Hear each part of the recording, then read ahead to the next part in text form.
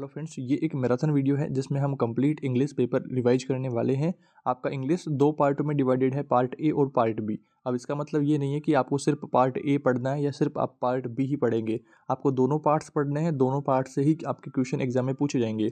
Part A में 4 unit है और पार्ट बी में 5 यूनिट है। इस तरह से टोटल आपको इंग्लिश में 9 यूनिट पढ़ने हैं। और 9 यूनिट में कौन कौन से टॉपिक्स आपके लिए इंपॉर्टेंट है सभी को मेंशन करते हुए मैंने अलग अलग वीडियो में बात करी है। तो आप प्लेलिस्ट से अगर मान लो किसी और यूनिट की तैयारी करना चाहते हैं तो वहाँ से कर पाएंगे। और यहाँ पर दोस्तों हम बात करेंगे कंप्लीट रिवीजन को लेकर के। पूरा इंग्लिश पेपर हम एक ही वीडियो में इसमें डिस्कस करने वाले हैं। अलग अलग यूनिट्स में कौन कौन से टॉपिक्स इंपॉर्टेंट है सभी को मेंशन करते हुए हमने कंप्लीट जो रिवाइज है वो इस वीडियो में हम करने वाले हैं। तो वीडियो को पूरा देखना है और चैनल पर नए हैं तो सब्सक्राइब कर लीजिए इसी तरह के इंपॉर्टेंट वीडियोस के लिए। सबसे पहले हम बात करते हैं यूनिट 1 को लेकर के। आपका जो यूनिट है उसका नाम है लिसनिंग एंड स्पीकिंग, यानी कि सुनना और बोलना। ये जो यूनिट है दोस्तों, इसको समझने से पहले आपको LSRW स्किल्स को समझना होगा। ये जो स्किल्स हैं ये एक भाषा सीखने का क्रम है। पहले हम लिसन करना सीखते हैं, सुनना सीखते हैं, देन उसके बाद में हम बोलना सीखते हैं, स्पीक करना सीखते हैं, फिर हम पढ़ना सीखते हैं, रीडिंग करना सीखते हैं, और फिर राइट करना, फिर लिखना सीखते हैं। तो ये क्रम रहता है, ये आपको याद रखना है। भाषा के कौशल आपको हिंदी में भी ये टॉपिक आपको देखने को मिलेगा, तो आपको इसे ठीक तरीके से याद कर लेना है। आगे बढ़ते हैं दोस्तों, हमारा इस यूनिट का पहला इंपॉर्टेंट टॉपिक है लिसनिंग विथ कॉम्प्रहेंशन, यानी कि सुनना समझने के साथ में। सुनना समझने के साथ में क्या होता है, तो यहाँ पर देखिए, language is an arbitrary system. Language जो है एक मनमाना सिस्टम है साउंड का, ध्वनि का, which is used by human beings, जो कि ह्यूमन बींग्स यानी कि मनुष्यों के द्वारा यूज़ में लिया जाता है for communication and expression of thoughts and feelings. अपने विचारों का, अपनी सोच का आदान प्रदान हम मनुष्य आपस में करने के लिए जो ध्वनियों को उच्चारण करते हैं, वो मनमाना जो रूप है वो लैंग्वेज है। हम उसे लैंग्वेज का रूप दे दिए हैं। There are two aspects of language, oral and written aspect. Language के दो पहलू हैं, पहला है ओरल यानी कि मौखिक, और दूसरा है रिटन यानी कि लिखित। तो ये भी आपको ध्यान रखना है। The oral aspect is important for us to pronounce the language correctly. जो ओरल, जो मौखिक पहलू है वो इम्पोर्टेंट है क्योंकि हम उसमें शब्दों का उच्चारण ठीक तरीके से समझ पाते हैं। जैसे आपने उदाहरण के तौर पर CUT कट होता है, PUT पुट होता है। अगर आपने ये उच्चारण नहीं सुना हुआ होता तो आप या तो दोनों को कट पट बोलते या फिर कुट पुट इस तरह से बोलते। अगर आप ठीक तरीके से उच्चारण सुन पाते हैं तभी आप उनको करेक्ट कर पाएंगे। तो इस तरह से आपको समझ लेना है। Written aspect is called script. जो लिखा हुआ एस्पेक्ट है, लिखा हुआ जो पहलू है, उसे स्क्रिप्ट बुलाते हैं या लिरिक्स बुलाते हैं। जैसे कोई मूवी की स्क्रिप्ट या फिर किसी शो की स्क्रिप्ट या फिर नोट्स आप जिन्हें कह सकते हैं। आगे दोस्तों, in the words of CC Fries ने इस बारे में कहा है। CC फ्राइस को भी आपको ध्यान रखना है, इसका प्रॉपर एक क्वेश्चन भी आपके आ सकता है 1-2 नंबर का। तो CC फ्राइस ने अपने शब्दों में लैंग्वेज को कहा है कि language is the science of sounds. Language जो है एक ध्वनियों की विज्ञान है। The skill of listening and speaking. Listening यानी कि सुनने और बोलने की स्किल्स आर ग्रुप्ड टुगेदर, आपस में बंधे हुए हैं, because they usually function together, क्योंकि ये साथ साथ काम आते हैं। One can not produce the sound as one has not listen and heard the sound of the language. एक अगर बोल नहीं सकता तो दूसरा सुन नहीं सकता, तो इस तरह से इनका कॉम्बिनेशन रहता है। The speech is the language, language का स्पीच। नेक्स्ट टॉपिक है दोस्तों आपका इम्पोर्टेंस ऑफ लिसनिंग। सुनने का महत्व क्या है, सुनना क्यों जरूरी है। तो पहला इसका पॉइंट है the listener can recognise the English speech sound. जैसा कि हमने अभी उदाहरण में समझा कि आप कट और पुट में ठीक तरीके से अंतर कर पाओगे कि किस तरह से उच्चारण करना है। He can understand the meaning of words, sentences, pattern and structure. आप सेंटेंसेस का वर्ड और उसका पैटर्न और स्ट्रक्चर आप ठीक तरीके से समझ पाओगे। He can understand stress, intonation, rhyme and pause pattern की लयबद्धता सीख पाओगे आप। उसमें पॉज कब उसमें दबाव देना है सेंटेंस में, कब उसको ठीक तरीके से ले के साथ बोलना है, कब कौन सी कब कविता को किस तरह से बोलना है, तो वो आप अंडरस्टैंड वो सब सीख पाओगे। और देखिए राइम्स का भी आपके क्वेश्चन यहाँ पर आ सकता है, तो इसके भी आपको 1-2 राइम छोटे क्लास की याद कर लेनी है, जैसे जोनी जोनी यस पापा वाली, इस तरह से 1-2 आपको पूछ सकता है। आगे देखिए चौथा पॉइंट है ही कैन डिस्टिंग्विश। डिस्टिंग्विश का मतलब होता है अंतर करना। The sounds of English from mother tongue.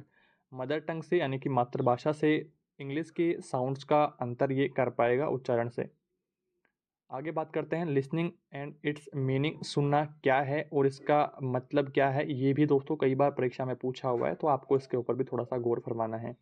Listening means receiving sound, सुनना जो है साउंड्स को यानी कि ध्वनियों को रिसीव करना है। In the words of communication decoding sounds, sounds को डिकोड करते हुए। The listening is the skill, listening यानी कि सुनना जो है एक कौशल है। Ears are the organs that receive the frequencies, जो हमारे कान हैं वो फ्रिक्वेंसीज को सुनते हैं, ट्रांसमिट करते हैं in the form of wavelength to the brain, brain के लिए वो एक वेव लेंथ तैयार करते हैं और ब्रेन की तरफ भेज देते हैं। The brain decodes the message, brain उस मैसेज को डिकोड करता है। The ears must be enabled to receive the message, they are ready for receiving messages, हमारे जो कान है वो हमेशा तैयार रहते हैं साउंड्स को सुनने के लिए। इस तरह से आपको हिंदी में अर्थ करने की कोशिश करनी है। और दोस्तों आपको ज़्यादा कोशिश करनी है इसे इंग्लिश में ही समझने की, क्योंकि इतनी सारी इंग्लिश है आप कितना हिंदी में याद कर पाओगे। और ये देखिए आपके लिए मज़ेदार बात यहाँ पर ये है, ये सेम जो टॉपिक है आपका हिंदी में भी है, तो आपको पहले हिंदी वाला पढ़ना है, फिर आप इसे पढ़ेंगे तो आपको आसानी से ये याद हो जाएगा, आसानी से समझ में आ जाएगा। और फिर भी कुछ मीनिंग्स में अगर आपको प्रॉब्लम आती है तो आप गूगल से सर्च करके उनका हिंदी अर्थ याद कर लेंगे। अगला पॉइंट है टाइप्स ऑफ लिसनिंग, सुनने के प्रकार का क्या है। पहला है कैजुअल लिसनिंग यानी कि अचानक से सुन लिया, और दूसरा है फोकस्ड लिसनिंग यानी कि पूरे ध्यान केंद्रित करके सुन रहे हैं। तो कैजुअल लिसनिंग की बात करते हैं, when we listen to someone or something, जब हमने सुना किसी को या कुछ विदाउट एनी पर्टिकुलर पर्पस, बिना किसी उद्देश्य के, it is called casual listening, यह कैजुअल लिसनिंग कहलाता है। सेकंड है फोकस्ड लिसनिंग यानी कि ध्यान केंद्रित करके सुनना, तो इट इज़ इंटेंसिव लिसनिंग, यह एक गहन सुनना है। ड्यूरिंग फॉर्मल कम्युनिकेशन, जब हम आपस में बातचीत करते हैं या फिर क्लास में टीचर की सुनते हैं, तो वाइल ट्रांसमिट फॉर्मेशन, इन्फॉर्मेशन को ट्रांसमिट करते हैं। वी पे मच अटेंशन, हम ज़्यादा ध्यान केंद्रित करते हैं। एंड और concentration on what the speaker is saying, कि स्पीकर क्या कह रहा है, बोलने वाला वक्ता क्या कह रहा है, उसको कॉन्सेंट्रेट करके सुनते हैं। The listening becomes more focused, इससे जो सुनना है वो ज़्यादा फोकस, ज़्यादा गहन होता है।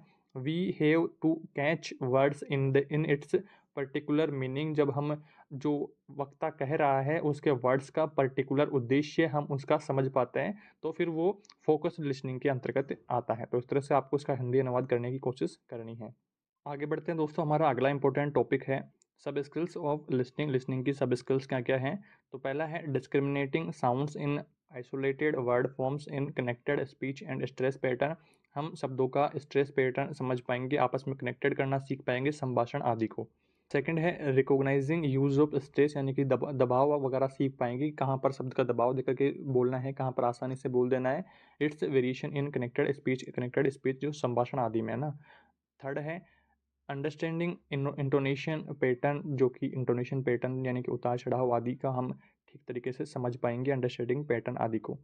अगला है interpreting attitudinal meaning throat variation in pitch high range and pause, कब पॉज करना है, रेंज को हाई कब करना है, छोटी कब करना है, तो ये सब पिच वगैरह हम सेट कर पाएंगे जब हमें सब स्किल्स वगैरह ये सारे पॉइंट्स ठीक तरीके से समझ पाएंगे। अगला इंपॉर्टेंट टॉपिक है दोस्तों आपके full form of these words, full form के क्वेश्चन भी आपके कई बार एग्जाम में आए हैं, तो इन पर भी आपको थोड़ा सा फोकस करना है, हर यूनिट में आपको देखते हुए चलना है। ऐसा कोई अगर क्वेश्चन आपके पॉइंट अगर आपको मिल जाता है जहाँ पर उसके फुल फॉर्म करने की आवश्यकता है, तो आपको उसे मेजर कर लेना है और उसको मार्क करके याद कर लेना है। पहला देखिए यहाँ पर डाइट, डाइट की फुल फॉर्म है district institute of education and training.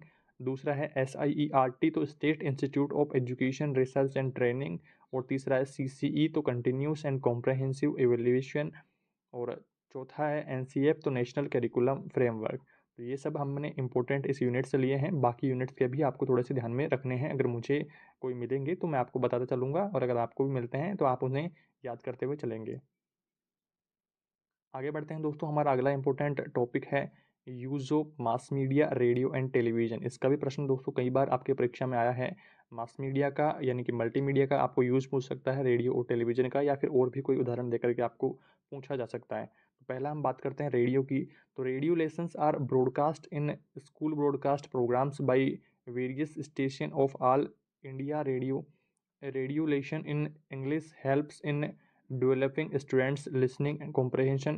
जो रेडियो होता है उसमें सिर्फ हम सुन सकते हैं ब्रॉडकास्ट वगैरह, जो म्यूज़िक वगैरह या और भी जो काम की बातें हैं वो सब हम सुन सकते हैं, देख नहीं सकते हैं उसमें। ये आपको थोड़ा सा ध्यान रखना है। अगर लिसनिंग के आपको प्रोडक्ट्स पूछता है तो लिसनिंग में आपको रेडियो डालना है, और अगर आपको दोनों जो सीइंग वगैरह जो होता है दृश्य श्रव्य वाला, तो वो आपके टेलीविज़न में आता है। And enabled them to express connect and acceptable English, जो इंग्लिश होती है उसको एक्सेप्टेबल और करेक्ट आप सुन पाएंगे उसमें रेडियो में। स्टूडेंट्स में get opportunities to speak in English, students take full interest in radio lesson. Student जो है रेडियो लेसन में अपना फुल इंटरेस्ट ले पाएंगे, क्योंकि उसमें करेक्टली सारे वर्ड्स जो हैं उच्चारित करे हुए रिकॉर्डेड उसमें रहेंगे। आगे बात कर लेते हैं टेलीविज़न के बारे में। तो टेलीविज़न में देखिए, it is both audio and visual, audio भी है और विजुअल भी है। It appeals to over ears and eyes, जो कि आँखों और कानों से सुन सकते हैं, देख सकते हैं। Television has become increasingly important in the second language teaching. Children take full interest while teaching TV programmes. TV में बच्चे जो हैं वो फुल इंटरेस्ट लेते हैं। जैसा कि आप जानते हैं television can also be used for teaching languages. Teaching languages को सुनने, बोलने, समझने के लिए टेलीविज़न का काफ़ी रोल रहता है। बच्चों को आपने कई बार देखा होगा कि टीवी में बातें सुन सुन करके वो याद कर लेते हैं, कोई बात उनको दिमाग में पकड़ लेते हैं, तो फिर उसी को बात को वो दोहराते रहते हैं। तो उस तरह से सीखने में काफ़ी मदद करता है टेलीविज़न। तो television can also be used for teaching languages. By watching television programs, children can learn things in a better way। तो टीवी देखने से बच्चे प्रोग्राम्स की वगैरह को देखने के बाद में काफ़ी सारी लैंग्वेजेस जो है बच्चे आसानी से सीख पाते हैं और एक बेटर वे में सीख पाते हैं। Various language items can be taught through interesting TV programmes, play dramas and other activities में be telecast. Video cassettes can also be made use of in teaching languages. तो बच्चे से आसानी से कैसेट वगैरह से, वीडियो वगैरह से आल्सो भी बच्चे जो हैं आसानी से टीचिंग लैंग्वेजेस को सीख पाते हैं जो हम उन्हें सिखाना चाहते हैं। देखिए इंग्लिश प्रोग्राम्स बीच बीच में इंग्लिश का भी यूज होता रहता है प्रोग्राम वगैरह में, तो बच्चे उनको आसानी से सीख पाते हैं। तो इस तरह से फर्स्ट यूनिट आपका लिसनिंग और स्पीकिंग कंप्लीट होता है, और कुछ महत्वपूर्ण जो टॉपिक्स हैं आपके लिए एग्जाम के लिए इंपॉर्टेंट, तो उनको हमने कवर अप कर लिया है। और अब हम इसके बाद में बात करते हैं रीडिंग कॉम्प्रहेंशन, जो सेकंड यूनिट है आपका, समझ करके पढ़ना क्या होता है, उस बारे में कुछ महत्वपूर्ण बिंदु इस सेकंड यूनिट में हम डिस्कस करते हैं। तो अब बात करते हैं दोस्तों, हमारा पहला इंपॉर्टेंट टॉपिक है मीनिंग ऑफ रीडिंग कॉम्प्रहेंशन, यानी कि पढ़कर समझने का अर्थ क्या है। तो reading is a complex phenomenon, यानी कि रीडिंग जो है एक जटिल घटना है। दैट एम्ब्रेसेस, जो कि एम्ब्रेसेस करती है, आलिंगन करती है, a wide variety of mental process, एक मेंटल प्रोसेस की वाइड वेराइटी की मतलब व्यापक सत्यता को, प्रोसेस को एम्ब्रेसेस करती है, आलिंगन करती है। स्किल्स और स्ट्रेटजीज को भी आलिंगन करती है, कौशल और रणनीतियों को भी। द वर्ड रीडिंग इम्प्लाइज का मतलब होता है तात्पर्य, रीडिंग विथ कॉम्प्रहेंशन यानी कि पढ़ना समझने के साथ में। तो इस तरह से दोस्तों आपको इसका हिंदी अनुवाद करने की कोशिश करनी है, और फिर भी किसी वर्ड की मीनिंग आपको समझ में नहीं आती है तो आप उसका गूगल से हिंदी ट्रांसलेट कर लेंगे। अगला इंपॉर्टेंट टॉपिक है दोस्तों हमारा एम्स ऑफ टीचिंग रीडिंग, यानी कि उद्देश्य क्या है टीचिंग रीडिंग की। पहला है to give practice of loud reading and silent reading, तो साइलेंट रीडिंग और लाउड रीडिंग की प्रैक्टिस यहाँ पर। और दूसरा है to understand English properly, English को ठीक तरीके से समझने के लिए प्रॉपरली। और आगे देखिए यहाँ पर इनहेंस देयर वोकेबुलरी, तो वोकेबुलरी को ठीक तरीके से समझने के लिए। To read English with accuracy, accuracy यानी कि ठीक तरीके से, शुद्धता के साथ में। अगला है to read with correct pronunciation, stress and intonation, यानी कि तनाव और इरादे के साथ में बिल्कुल ठीक तरीके से करेक्ट प्रोनाउंसिएशन, करेक्ट उच्चारण के साथ में पढ़ना हमें सिखाता है, ये उद्देश्य इसका है। अगला है to develop the habit of reading for pleasure. For pleasure का मतलब होता है आनंद के साथ में, तो डेवलप करना हैबिट रीडिंग फॉर प्लेजर यानी कि आनंद के साथ में रीडिंग को, पढ़ने को डेवलप करना इसकी हैबिट को बताता है।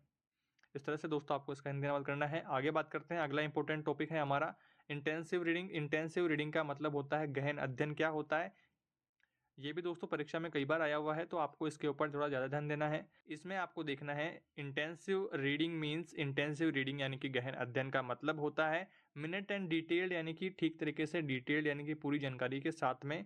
Study of the prescribe, prescribe का मतलब होता है नियत। प्रोस टेक्स्ट यानी कि गद्य पाठ का ठीक तरीके से डिटेल्ड अध्ययन करना इंटेंसिव रीडिंग कहलाता है।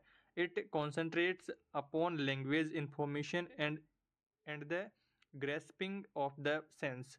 ग्रेस्पिंग का मतलब होता है पकड़ने में, तो पकड़ने में यह सहायता होती है इन्फॉर्मेशन लैंग्वेज की, और ग्रेस्पिंग यहाँ पर रहता है। इसमें आगे है दोस्तों, intensive reading is also called detailed reading.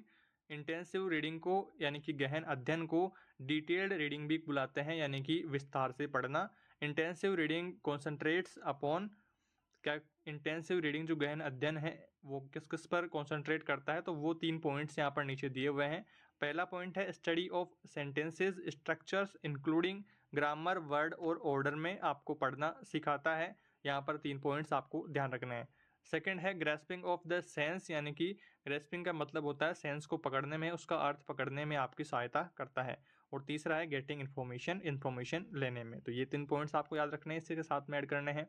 आगे दोस्तों बात करते हैं, अगला इंपॉर्टेंट टॉपिक है हमारा प्रोसीड्यूर ऑफ इंटेंसिव रीडिंग। तो इंटेंसिव रीडिंग गहन अध्ययन का प्रोसीड्यूर यानी कि प्रक्रिया क्या है।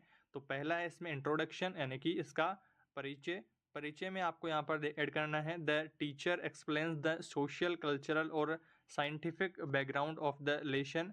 जो टीचर है वो एक्सप्लेन करता है, डिटेल में समझाता है सोशल, सामाजिक और सांस्कृतिक और वैज्ञानिक बैकग्राउंड, यानी कि इतिहास की बात हो रही है यहाँ पर, तो वो लेसन का इतिहास हमें समझाता है।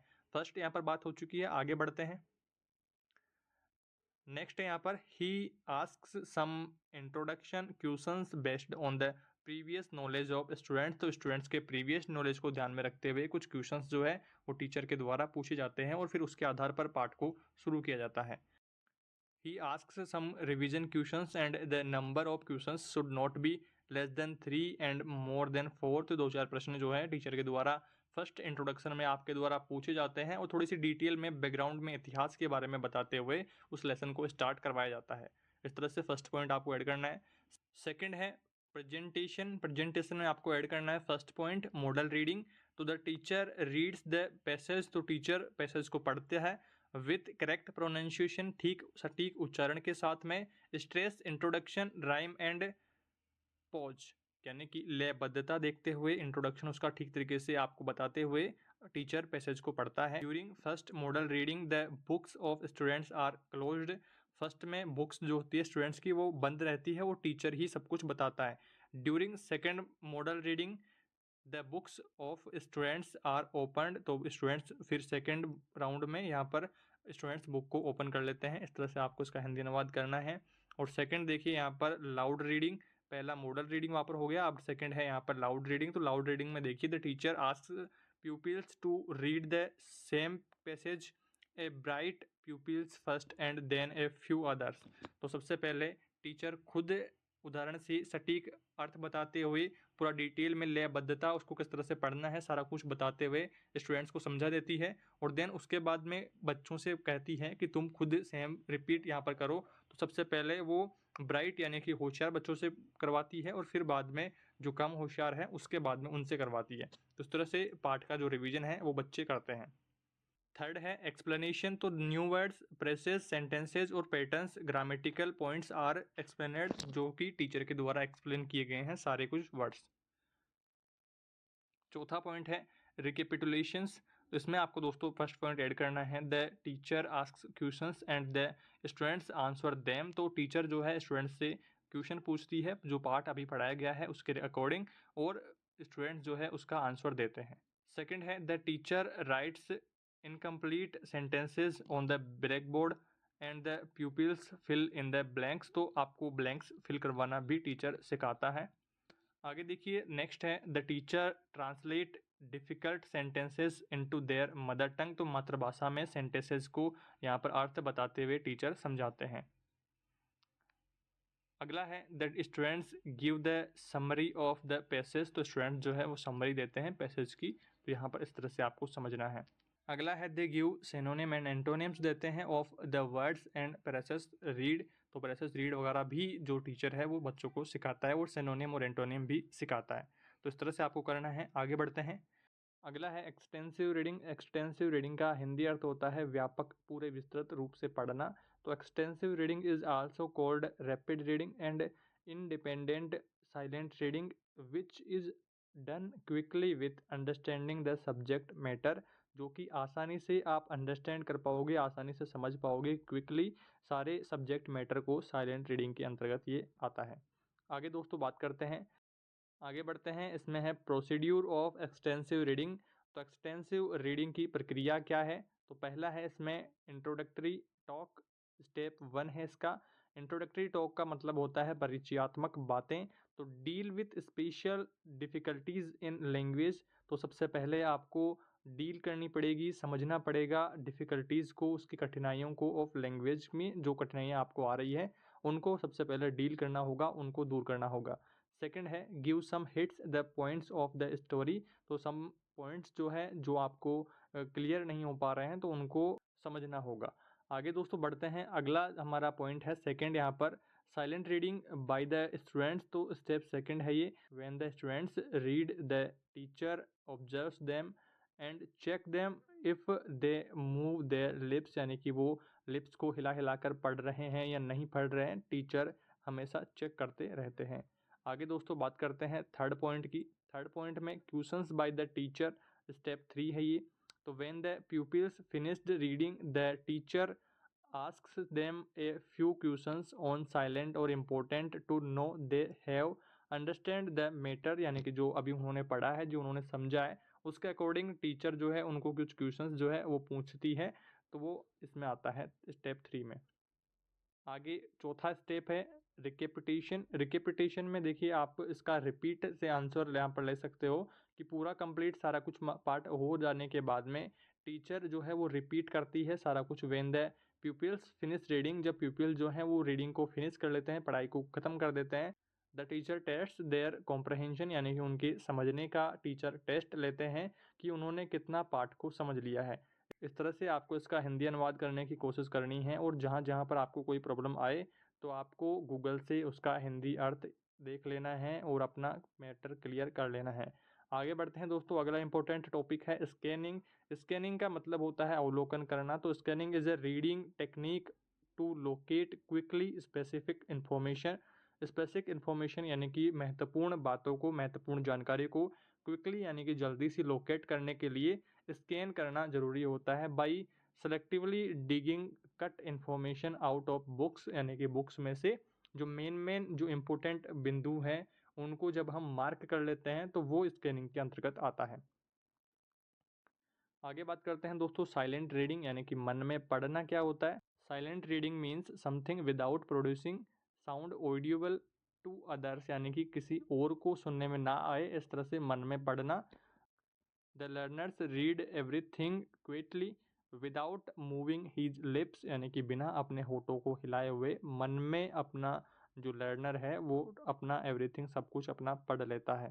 तो ये साइलेंट रीडिंग के अंतर्गत आता है। इन द रीडिंग यानी कि साइलेंट पढ़ाई में mind concentrates on the subject matter, हमारा जो माइंड है वो पूरा तरह से कॉन्सेंट्रेट रहता है सब्जेक्ट के मैटर पर। It develops love for reading and give pleasant feelings, हमारी अच्छी फीलिंग्स उसमें आती है और जो पढ़ना होता है उसके प्रति हमारा प्यार बढ़ता है, पढ़ना हमें अच्छा लगने लगता है जब हम साइलेंट रीडिंग करते हैं। तो आपको भी साइलेंट रीडिंग के ऊपर जोर देना है। अगला इंपॉर्टेंट टॉपिक है नरेटिव पैसेज, यानी कि कथात्मक जो पैसेज होते हैं उनके बारे में आप बात करेंगे। तो ए नरेटिव पैसेज इज रिलेटेड, एक नरेटिव पैसेज जो एक कथात्मक पैसेज होता है वो रिलेटेड होता है टू द नरेशन, यानी कि वर्णन ऑफ ए इवेंट, इवेंट का वर्णन होता है। Is called a narrative passage, जो कि बुलाया जाता है कथात्मक वर्णन के रूप में।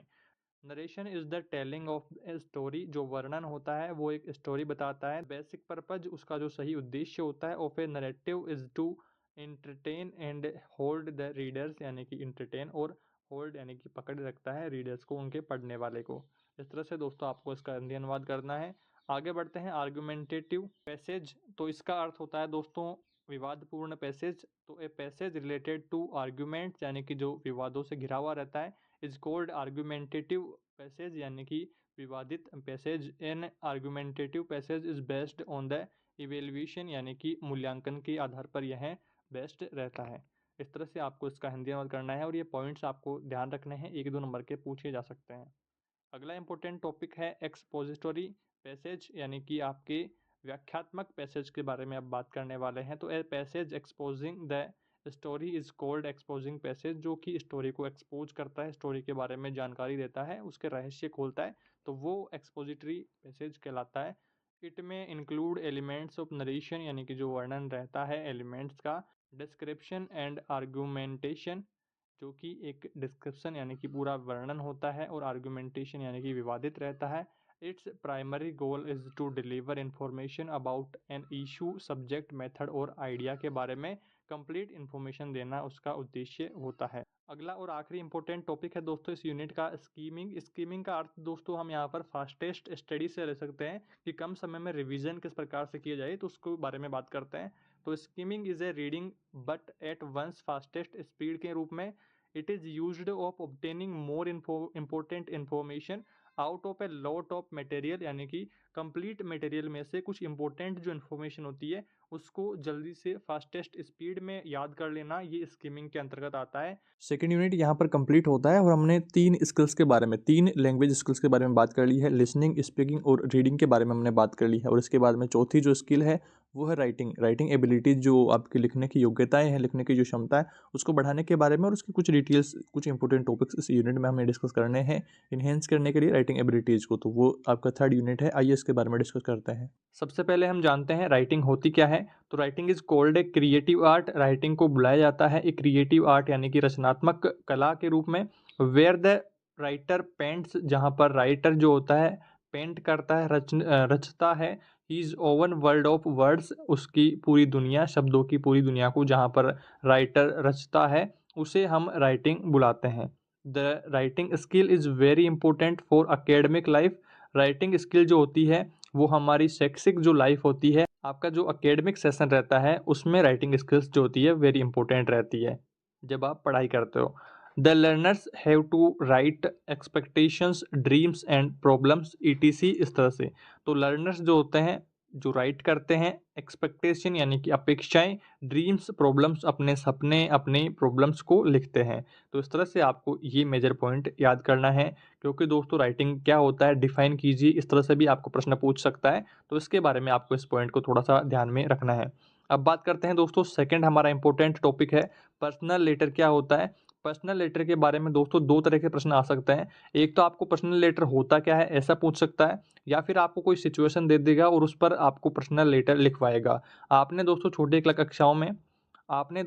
कक्षाओं में काफ़ी लेटर, एप्लीकेशन वगैरह पढ़े होंगे, तो आपको दोस्तों उसी ज्ञान को आधार बनाते हुए उसी के आधार पर आपको इस बार भी करना है। तो इसमें थोड़ा सा हम जानते हैं यहाँ पर लेटर क्या होता है। पहले पर्सनल लेटर क्या होता है इसके बारे में थोड़ा सा जानते हैं। पर्सनल लेटर क्या होता है पहले थोड़ा सा इसके बारे में जानते हैं। तो personal letter mean a letter write to, personal letter क्या होता है थोड़ा सा इसके बारे में जानते हैं पहले। तो personal letter mean a letter written to a friend and relatives. जो लेटर जो होता है पर्सनल, वो फ्रेंड्स को और रिलेटिव्स को, रिश्तेदारों को लिखा जाता है।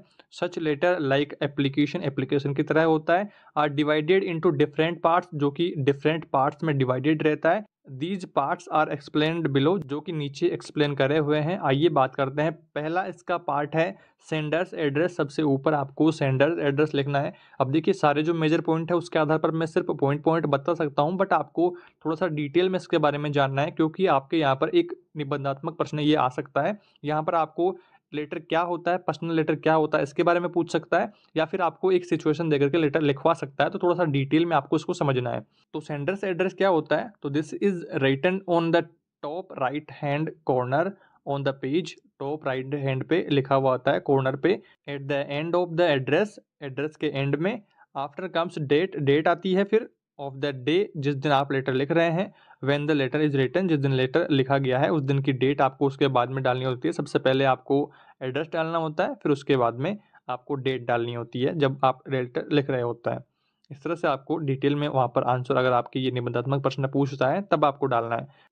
अगला है सैल्यूटेशन। सैल्यूटेशन देखिए इसका हिंदी अर्थ आप इस तरह से ले सकते हैं, जैसे आपने सबसे पहले सेंडर्स एड्रेस लिखा, उसके तुरंत नीचे आप लिखते हैं डियर राकेश, या डियर आप लिख देंगे मम्मी, या डियर फादर, या डियर सिस्टर। इस तरह से जो लिखते हैं उसको सैल्यूटेशन कहते हैं, सैल्यूट करना, आदर करना। आप इस तरह से इसका हिंदी अर्थ ले सकते हो। When a letter is written to a friend, he is addressed as dear Rahul, dear Suresh, इस तरह से। और but is the personal, but is the personal letter is written to a relative, यानी कि रिलेटिव को जब आप पर्सनल लेटर लिखते हो तो सच एज मदर, सिस्टर और brother, father, my dear sister, इस तरह से आपको लिखना उसमें होता है। ये मेजर पॉइंट आपको ध्यान रखना है। थर्ड बात करते हैं the body of the letter, body letter की क्या कैसे आपको लिखनी है। तो a personal much be simple as well a pleasant to read, जो कि सिंपल हो, पढ़ने में आसानी से पढ़ सकें। The tone of the language of the letter must be intimate and personal, जो पर्सनल होनी चाहिए और इंटीमेट आसान होनी चाहिए, जो कि आप आसानी से उसका जो हिंदी अर्थ है वो कर सको और आसानी से उसकी जो भावनाएं हैं उनको ठीक तरीके से समझ सको। तो इस तरह से आपको थर्ड इसमें पार्ट में लिखना है। चौथे पार्ट की बात करते हैं। चौथा पार्ट है द सब्सक्रिप्शन में देखिए, जब आप लास्ट में जब बात आ जाती है तो एप्लीकेशन के लास्ट में हम यहाँ per your faithfully, your obediently इस तरह से लिखते हैं, तो आपको लेटर में भी इस तरह से लिखना होता है। तो उसी के लिए रिगार्डिंग यहाँ पर बताया गया है कि a very common style to end a letter to a friend is your sincerely, your truly, तो फ्रेंड को हम इस तरह से लिख देंगे। Which is also used for a near relative on son daughter can also write your loving son, your loving daughter, इस तरह से आपको लिखना होता है रिलेटिव्स के लिए। आगे बात करते हैं। इतना सब कर देने के बाद में आपको लास्ट में 5 पॉइंट आपके सिग्नेचर भी करने होते हैं। तो there is no need to full signature, इसमें देखिए पर्सनल लेटर में आपके सिग्नेचर की इतनी खास ज़रूरत नहीं रहती है, क्योंकि आप जो पर्सनल लेटर है वो उसे भेज रहे हो जिसे आप खुद भी जानते हो और वो अगला भी आपको जानता है, तो वहाँ पर फुल सिग्नेचर की ज़रूरत नहीं रहती है। आप सिंपली अपना नाम इस तरह से लिख सकते हो। तो ये दोस्तों आपके लेटर का फॉर्मेट हो गया है। इसके साथ ही दोस्तों आपको 2-4 लेटर की प्रैक्टिस भी कर लेनी है, अगर आपको ठीक तरीके से नहीं आता है तो आप क्या करेंगे, जब आपके इस तरह का क्वेश्चन आ जाएगा एग्जाम में, तो आपको कोई भी सिचुएशन मिले आपको सेम फॉर्मेट में अपना लेटर लिख देना है। अगला हमारा इंपॉर्टेंट क्वेश्चन है दोस्तों, what do you mean by manipulating the script of language. तो मैनिपुलेटिंग का मतलब होता है हेर फेर करना, द स्क्रिप्ट ऑफ लैंग्वेज यानी कि भाषा की लिपि में हेर फेर करने से क्या अर्थ है, क्या आप समझते हैं, तो इसके बारे में थोड़ा सा जानते हैं। तो यहाँ पर देखिए डेवलपिंग राइटिंग स्किल्स, तो आपकी राइटिंग जो स्किल्स होती है उनको डेवलप करना सीखना होता है। पहले देखिए आपकी आज जो हैंड राइटिंग है, अगर आप थोड़ी और प्रैक्टिस करते हैं तो आज जो हैंड राइटिंग है उससे कल तक बेहतर और हो जाएगी। तो इस तरह से डेवलपिंग उसमें जो विकसित उसको करना, इस तरह से आपको लेना है। सेकंड है manipulating the script of language, तो स्क्रिप्ट में जो लिखित जो भाषा है, लिपि है, उसमें मैनिपुलेटिंग यानी कि हेर फेर करना। तो forming the shape of letters, तो लेटर्स के जो शेप है वो बदलती रहती है। Using the spelling system, spelling का सिस्टम भी बदलता रहता है। और पंक्चुएशन यानी कि जो विराम चिन्ह है वो भी आपको लगाना होता है। इस तरह से आप जो लैंग्वेज होती है उसको डेवलप कर सकते हो। अगला है मैकेनिक्स ऑफ राइटिंग, राइटिंग की मैकेनिक्स क्या है, तो इसमें आपको लिखना है right is not an easy task, writing जो लिखना होता है वो एक आसान काम नहीं है। The learners are required to have knowledge of letters, learner को लेटर्स का पूरा नॉलेज होना चाहिए कि कब मैं कुछ बोल कुछ और रहा हूँ, आप लिख कुछ और रहे हैं, तब फिर मामला गड़बड़ा जाएगा। अगला है इनहेंसिंग राइटिंग एबिलिटीज़ यानी कि राइटिंग एबिलिटीज़ को बढ़ाना। The writing is placed is the last in all LSRW के क्रम में, but it is very important compare to others, तो अदर लोगों के साथ भी कंपेयर करके उसको देखना होता है और सबसे अच्छा करना होता है। पांचवा है पर्पस ऑफ राइटिंग, राइटिंग का उद्देश्य अगर आपको पता होता है तब आप उसमें पूरा ध्यान लगा करके कर पाओगे। तो in the process of communication the writing is productive skill, writing जो है वो उत्पादित जो स्किल जो कौशल हो जाता है वो हो जाता है यहाँ पर। तो इस तरह से आपको थोड़ा सा हिंदी अनुवाद करने की कोशिश करनी है। इसी क्रम में आगे बढ़ते हैं दोस्तों, हमारा अगला इंपॉर्टेंट क्वेश्चन है what do you know about writing exercises in the later stage. तो बड़े स्केल पर आप राइटिंग एक्सरसाइज से क्या समझते हैं इसके बारे में बात करते हैं। देखिए इसमें आपको फर्स्ट पॉइंट यहाँ पर ऐड करना है writing sentences from the structural table, तो संरचनात्मक जो टेबल होती है उसके द्वारा सेंटेंसेज लिखना। और राइटिंग वर्ड्स, शब्दों को लिखना। Writing sentences from pictures, photo से आपको सेंटेंस लिखना। और शोइंग एक्शंस, एक्शन वगैरह से लिखना। और चौथा पॉइंट है इसमें writing sentences with the help of substitutional table. Substitutional table का दोस्तों हिंदी अर्थ शायद तक स्थापन सारणी ऐसा कुछ होता है, आप इसको एक बार और कंफर्म कर लें। और ये जो टेबल होती है वो प्रिपेयर्ड होती है, टीचर के द्वारा तैयार की गई होती है। आगे बढ़ते हैं दोस्तों, हमारा अगला पॉइंट है पांचवा point answering question with pictures, तो पिक्चर्स के साथ में क्वेश्चन का आंसर देना। Writing sentences with para as a model, तो एज ए मॉडल के तौर पर सेंटेंसेस लिखना। डिक्टेशन एक्सरसाइजेज यानी कि श्रुत लेख की प्रैक्टिस करना। रिडल्स यानी कि होता है पहेली, और पजल्स आप जानते ही हैं, क्रॉस वर्ड्स यानी कि जो वर्ड्स जो क्रॉसेस होती है मीनिंग को ठीक करना, इस तरह से भी आप सीख सकते हैं। Writing some sentences using the information in the chart, तो चार्ट्स के अंदर जो इन्फॉर्मेशन होती है उनको कलेक्ट करके, उनकी इन्फॉर्मेशन को कलेक्ट करके आप सेंटेंसेस जो लिखते हैं उसके आधार पर सीख सकते हैं। आगे दोस्तों अगला है answering questions based on pictures of railway station, a zoo, a stall, a market scene और हिल स्टेशन आदि की जो पिक्चर्स होती हैं उनके आधार पर, उनके बेस पर आप क्वेश्चंस का आंसर दें। इस तरह से भी आप सीख सकते हैं। अगला है writing a para with clues about an animal, तो एनिमल आदि के बारे में जो क्लूज होते हैं, जो सबूत होते हैं, उनके आधार पर भी आप राइटिंग एक पैराग्राफ आप लिख सकते हो। ये यूनिट यहाँ पर कंप्लीट होता है और हमने लैंग्वेज स्किल्स के बारे में बात कर ली है। इसके बाद में बात करेंगे इनहेंस ओवरऑल जो पर्सनल प्रोफिशिएंसी है उसको बढ़ाने के बारे में। ओवरऑल हम बात करने वाले हैं। लैंग्वेज स्किल्स हमने बढ़ा ली, अब चौथा यूनिट है आपके पर्सनल प्रोफिशिएंसी बढ़ाने की, और इसके कुछ कुछ महत्वपूर्ण बिंदु जो है आपके एग्जाम की दृष्टि से इंपॉर्टेंट है उनको आइए हम डिस्कस करते हैं। देखिए दोस्तों, इसका जो पहला इंपॉर्टेंट क्वेश्चन है वो यही बन जाता है कि what do you mean by overall proficiency, यानी कि समग्र दक्षता से आप क्या समझते हैं। तो overall proficiency means development of all the four basic skills. तो जो ओवरऑल प्रोफिशिएंसी होती है, जो ओवरऑल विकास होता है, कंप्लीट विकास, जो development of all basic skills, जो सारी जो बेसिक स्किल्स होती है LSRW, जो कि दोस्तों हमने पहले, दूसरे और तीसरे यूनिट में पढ़ा है, तो वो यहाँ पर डेवलप अगर हो जाती है तो आपका ओवरऑल विकास यहाँ पर हो जाएगा। और दोस्तों यहाँ पर साथ ही आपके LSRW के अलग से प्रश्न भी यहाँ से आ सकते हैं कि डिफाइन कीजिए LSRW के बारे में। तो आपको दोस्तों पहला, दूसरा, तीसरा यूनिट में दोस्तों हम डिटेल में डिस्कस कर चुके हैं, तो आपने कोई भी दिक्कत इसमें नहीं आएगी। आगे दोस्तों बात करते हैं, नेक्स्ट इंपॉर्टेंट क्वेश्चन है what is meant by ability to speak English. तो इंग्लिश बोलने में एबिलिटी को आप किस तरह से डिफाइन करेंगे। तो it means the student is able to use correct pronunciation, यानी कि सटीक उच्चारण, ठीक उच्चारण, appropriate stress and intonation. Intonation मतलब कि उतार चढ़ाव, शब्दों में कहाँ दबाव देना है, कहाँ पर आपको लयबद्धता रखते हुए बोलना है, तो वो सारा अप्रोप्रिएट आप ठीक तरीके से समझ पाओगे जब आपको ठीक तरीके से उच्चारण आ जाएगा, और फिर आप इंग्लिश स्पीक करना, इंग्लिश बोलना सीख जाओगे। इस तरह से आपको इसकी हिंदी अनुवाद करना सीखना है। आगे दोस्तों बात करते हैं, नेक्स्ट इंपॉर्टेंट क्वेश्चन है what is mechanics of writing. तो राइटिंग की जो मैकेनिक्स है, राइटिंग का जो तरीका है, यंत्र वगैरह है, तो वो किस प्रकार से आप उनको डिफाइन करेंगे। It is to write letters of alphabets in correct shape and size. तो यह दोस्तों इंग्लिश के लेटर्स को, अल्फ़ाबेट को करेक्ट शेप में और साइज में लिखने को होता है, इन स्ट्रेट लाइन और सीधी लाइन में, और giving space between the words, और जो वर्ड्स होते हैं उनके बीच में थोड़ा थोड़ा स्पेस दे करके लिखना, जैसे कि मैंने लिख रखा है। तो वो सब जो राइटिंग की मैकेनिक्स हैं उनको बढ़ाता है। आगे दोस्तों बढ़ते हैं, अगला इंपॉर्टेंट क्वेश्चन है आपका व्हाट इज ए सेंटेंस। तो व्हाट इज ए सेंटेंस में आपको यहाँ पर लिखना है कि ये sentence is a group of words having some meaning और सेंस, जो कि उनका अर्थ होता है और जो भावनाओं से जुड़े रहते हैं, तो वो यहाँ पर सेंटेंसेस कहलाते हैं। अगला इंपॉर्टेंट क्वेश्चन है how can ability to listening help the students. तो सुनना किस प्रकार से स्टूडेंट्स की एबिलिटी को बढ़ाता है, किस प्रकार से सहायता करता है। तो it can help in pronunciation correct English using stress and intonation.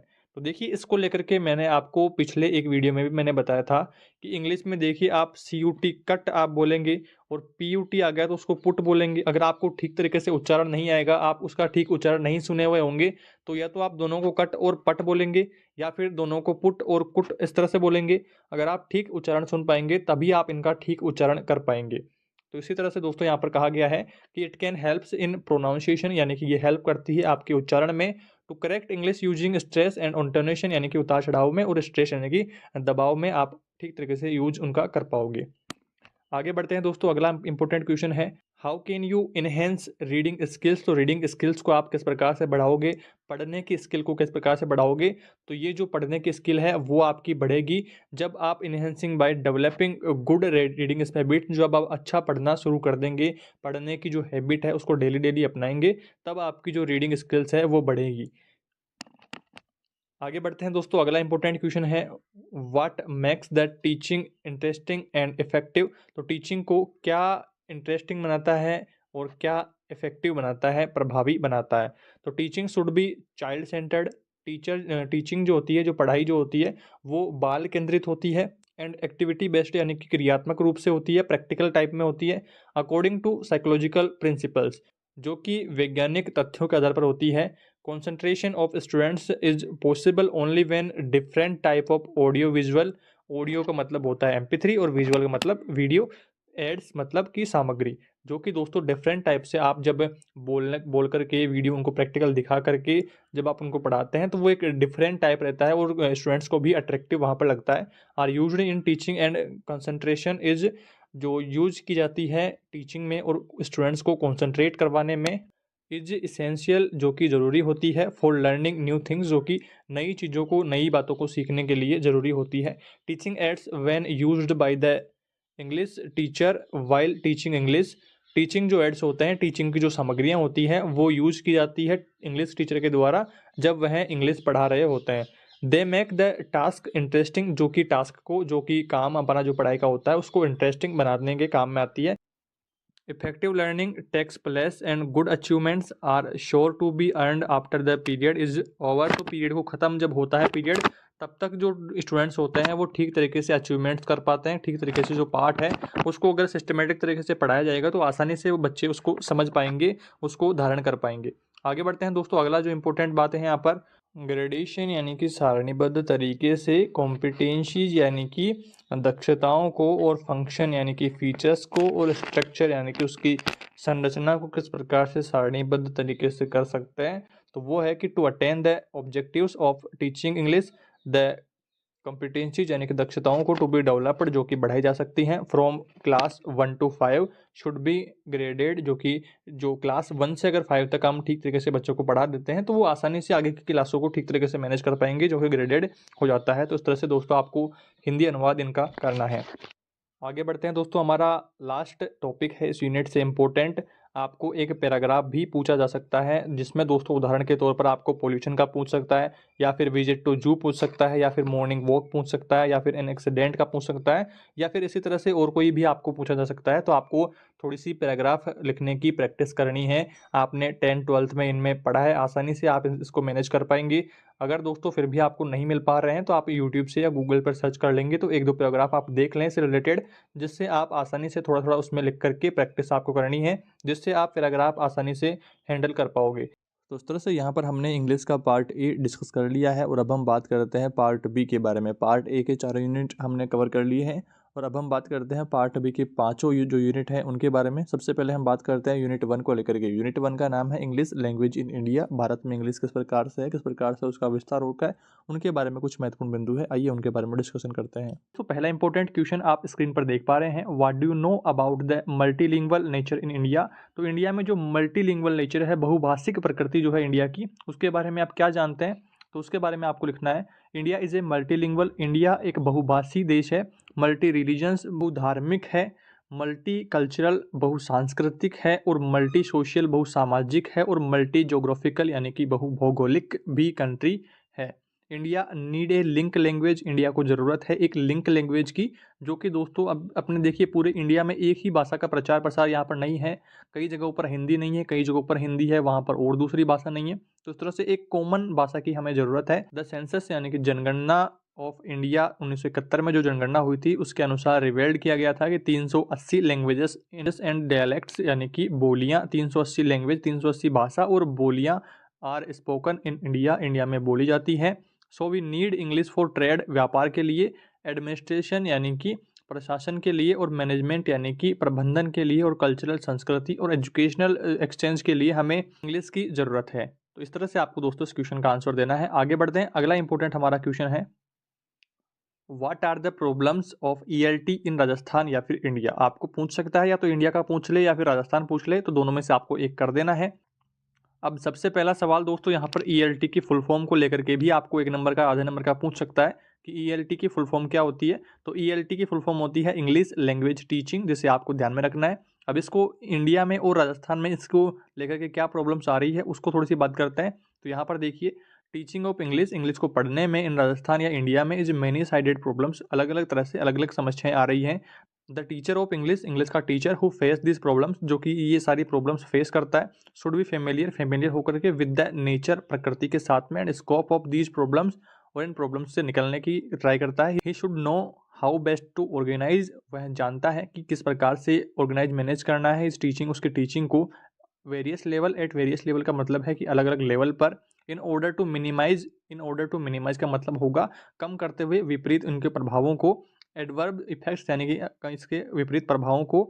Some of the problems, कुछ इनमें से कुछ प्रॉब्लम्स हैव बिकम स्पेशली, जो कि स्पेशली सामने आती है, चैलेंजिंग, चैलेंज करती है in the context of complex. इसका मतलब होगा एक परिसर के संदर्भ में विपरीत जो सिचुएशन बनती है उसके अंदर, in which the child must study his mother tongue, जो कि चाइल्ड होता है जो मस्ट स्टडी करता है अपनी मदर टंग मातृभाषा में। And learn English as well, English को भी सीखता है। बेटर टेक्निक्स, अच्छी तकनीक ऑफ टीचिंग इंग्लिश, इंग्लिश को पढ़ने में। Are being discovered in order, जो कि तकनीक जो खोजी जा रही है इन ऑर्डर यानी कि क्रमबद्ध तरीके से, to help the average student, जो कि एवरेज स्टूडेंट्स की हेल्प करने के लिए आएगी। आगे दोस्तों आपको इसमें ऐड करना है कि the main problem with them, जो मेन समस्या उनके सामने आ रही है वो आ रही है teach them to speak English which is basically different in structure and sound from their mother tongue. English जो होती है वो मदर टंग से बिल्कुल डिफरेंट होती है, स्ट्रक्चर में भी और साउंड में भी। आपने दोस्तों जब तीसरा यूनिट पढ़ा था पार्ट ए का, उसमें मैंने आपको कट और पुट में डिफरेंस बताया था कि अगर आपको इसका सही उच्चारण नहीं पता होगा तो आप या तो दोनों को कट और पट बोलोगे या फिर कुट और पुट इस तरह से बोलोगे। तो अगर आपने ठीक उच्चारण सुना है तभी आप इनमें डिफरेंस कर पाओगे। इस तरह से काफ़ी सारे ऐसे वर्ड्स हैं इंग्लिश में जिनके उच्चारण से ही हमें उनकी ठीक प्रोनाउंसिएशन पता चलती है। आगे दोस्तों बात करते हैं इंग्लिश अंडर दीज सर्कमस्टेंसेज, यानी कि इंग्लिश जो है इन परिस्थितियों में डेफिनेटली हिंडर्स, यानी कि निश्चित रूप से प्रगति में, in progress in schools, school की जो प्रगति होती है उनके बीच में बाधक बनती है। Most of them will not be able to use English as a means of expression and will only be confined to reading ability. तो मोस्ट ऑफ देम, उनमें से अधिकतर, will not be able to use, जो कि able नहीं होते हैं English के यूज के लिए, as a means of expression and will only be confined to reading ability, जो कि दोस्तों यहाँ पर पढ़ने की क्षमता तक ही सीमित यहाँ पर रखते हैं, उसको मेन लैंग्वेज की तरह यूज नहीं कर पाते हैं। तो इस तरह से आपको इसका हिंदी अनुवाद करते हुए थोड़ा सा ठीक तरीके से इसे समझ लेना है और जैसे ही परीक्षा में ये आता है तो सेम टू सेम आपको कॉपी कर देना है। आगे दोस्तों आपको इसी में एक टॉपिक ऐड करते हुए लिखना है कि problems of the educational system, कि हमारे एजुकेशनल सिस्टम से क्या प्रॉब्लम्स आ रही हैं जिनकी वजह से इंग्लिश नहीं सीख पा रहे हैं। तो the teachers are not imported proper training at BEd और डीएलएड लेवल्स। तो इसमें देखिए मेन समस्या ये भी है कि टीचर्स को ठीक ट्रेनिंग नहीं दी जाती है, प्रॉपर ट्रेनिंग नहीं दी जाती है बीएड और डीएलएड के लेवल पर। The language teachers are not properly trained, जो कि लैंग्वेज जो टीचर्स होते हैं वो प्रॉपरली ट्रेंड नहीं होता है in the contact matter and methodology of English subject. English subject के जो प्रॉपर सब्जेक्ट के जो टीचर होते हैं वो ठीक तरीके से ट्रेंड नहीं होते हैं, जिस वजह से भी लैंग्वेज सीखने में प्रॉब्लम आती है। Students are receivers and producer of language, students सिर्फ सुनते हैं और प्रोड्यूस करते हैं, आवाज़ निकालते हैं। The produce what they receive from there teacher, वो वही बोलेंगे जो उन्होंने टीचर से सुना है। अगर टीचर ठीक उच्चारण नहीं करेगा, ठीक तरीके से नहीं समझा पाएगा तो फिर वो भी गलत उच्चारण करेंगे। मोस्ट ऑफ द टाइम, अधिकांश समय में, is important to compulsory, is important to compulsory subjects का मतलब होगा अनिवार्य विषयों के लिए आदान प्रदान किया गया है कंपलसरी सब्जेक्ट के लिए। The teaching subject is neglected, English की जो अध्यापन है उसकी उपेक्षा की गई है, उसे नेग्लेक्ट किया गया है। तो ये भी दोस्तों कहीं ना कहीं इंग्लिश ठीक नहीं समझ पाने के कारण है, तो इनको भी आपको थोड़ा सा ध्यान में रखना है। और अगर और भी कुछ आपको याद आ पा रहा है तो आपको उसे मेंशन यहाँ पर कर लेना है और अपना आंसर ठीक कर देना है। आगे बढ़ते हैं दोस्तों, अगला हमारा इंपॉर्टेंट टॉपिक है एनसीएफ 2005। एनसीएफ की फुल फॉर्म होगी national curriculum framework.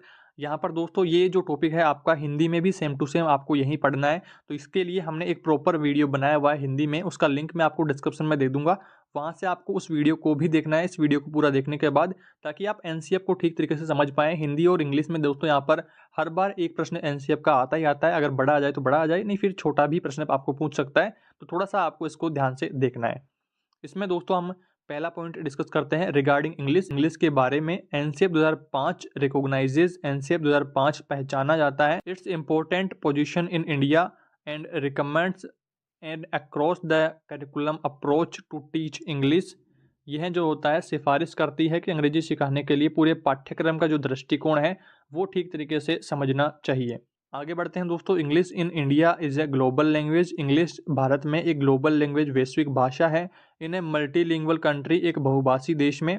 A variety and range, एक विविधता और सीमा ऑफ इंग्लिश टीचिंग, इंग्लिश के पढ़ाने की सिचुएशंस प्रिवेल हियर, सिचुएशंस जो हैं वो प्रचलित हैं यहाँ पर। Owing to the twin factors, यहाँ पर प्रचलित हैं इसके टू फैक्टर्स, दो पहलू, टीचर प्रोफिशिएंसी यानी कि टीचर की प्रवीणता in English and pupil exposure, English में प्यूपिल्स यानी कि विद्यार्थियों के लिए, एक्सपोजर यानी कि पहुंचना to English outside school, English जो है विद्यालय के बाहर पहुंचना मुश्किल हो जाती है अगर टीचर जो है उसकी प्रवीणता ठीक नहीं है।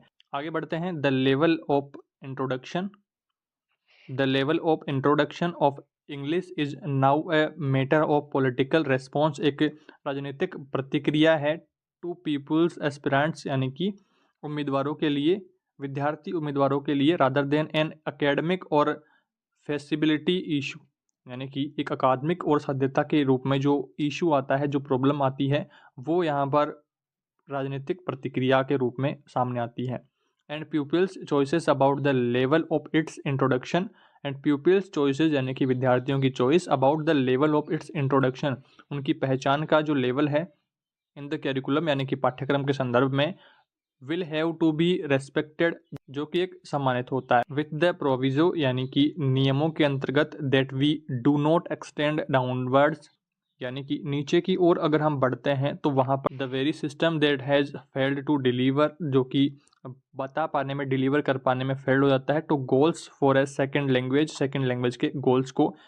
करिकुलम आर टू फोल्ड, यानी कि करिकुलम जो पाठ्यक्रम होता है वो दो राह होता है। अटेनमेंट यानी कि प्राप्ति ऑफ ए बेसिक प्रोफिशिएंसी, यानी कि एक प्रवीणता, एक बेसिक प्रवीणता की, such as is acquired, such as acquired का मतलब एक अधिग्रहित in a natural language learning, एक प्राकृतिक भाषा सीखने के time, and the development of language into an instrument for abstract thoughts, abstract thoughts का मतलब होगा अमूर्त विचार के लिए, and knowledge acquisition thought, for example के तौर पर हम यहाँ पर ले सकते हैं एक्विजिशन थॉट की मतलब कि ज्ञान प्राप्ति के जो विचार हैं उनके तौर पर यहाँ पर एग्जाम्पल्स ले सकते हैं। लिटरेसी यानी कि साक्षरता, द आर्ग्यूज यानी कि तर्क, for an across the curriculum, across the curriculum का मतलब हो गया पाठ्यक्रम दृष्टिकोण के, अप्रोचेस यानी कि वार यहाँ पर, दैट ब्रेक्स डाउन जो कि टूट जाता है, the barriers between English and other subjects, and यहाँ पर देखिए इंग्लिश और अदर सब्जेक्ट्स के बीच में जो बैरियर, जो बॉन्ड होता है वो टूट जाता है, and English and other Indian languages, और इंग्लिश और अदर जो इंडिया की लैंग्वेजेस हैं उनके बीच का जो बॉन्ड है, जो बैरियर है वो टूट जाता है, अंग्रेजी और बाकी विषयों के बीच जो बाधाएं हैं वो उत्पन्न हो जाती है। इस तरह से दोस्तों आपको इसका हिंदी अनुवाद करने की कोशिश करनी है और अपने जो आंसर है उसको ठीक तरीके से याद कर लेना है। आगे बढ़ते हैं दोस्तों। अगला इंपॉर्टेंट क्वेश्चन दोस्तों आपको यहाँ पर ये भी पूछ सकता है कि right Hindi equivalents for the following saying, तो यहाँ पर देखिए इस तरह का प्रश्न आपको पूछ सकता है जिसमें एक लोकोक्ति की तरह आपको लाइन दे देगा। यहाँ पर देखिए माइट इज राइट, जिसका आपको हिंदी अनुवाद करना है, तो यहाँ पर जिसकी लाठी उसकी भैंस यहाँ पर होगा। As you sow shall you reap, जैसा बोओगे वैसा काटोगे। तीसरा है the early bird catches the worm, जल्दी उठने वाला ही कुछ पाता है।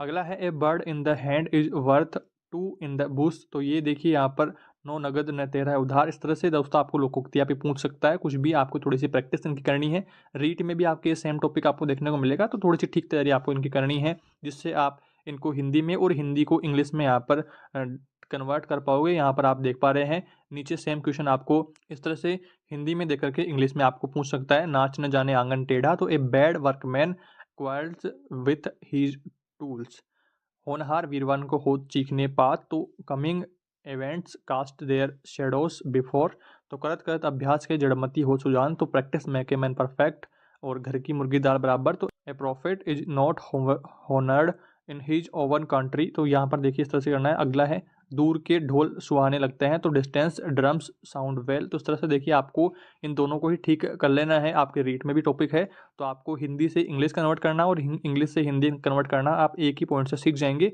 और अगर आपकी ये प्रश्न आपको परीक्षा में पूछता है तो आप आसानी से उसका आंसर दे पाएंगे।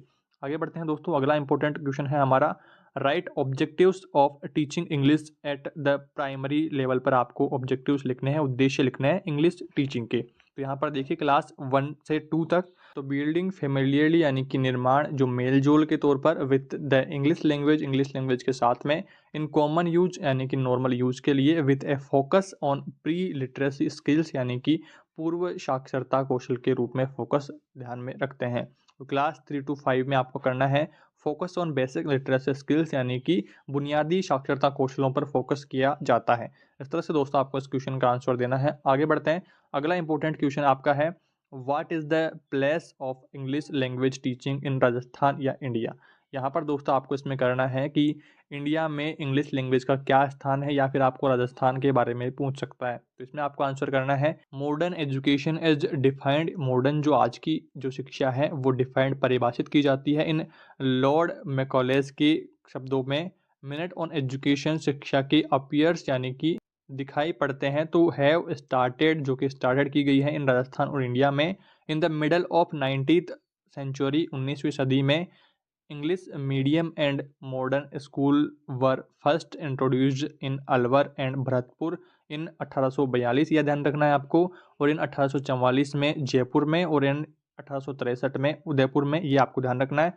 Efforts of introduce modern education in Ajmer Mewar area begin in 1819, ये आपको ध्यान रखना है।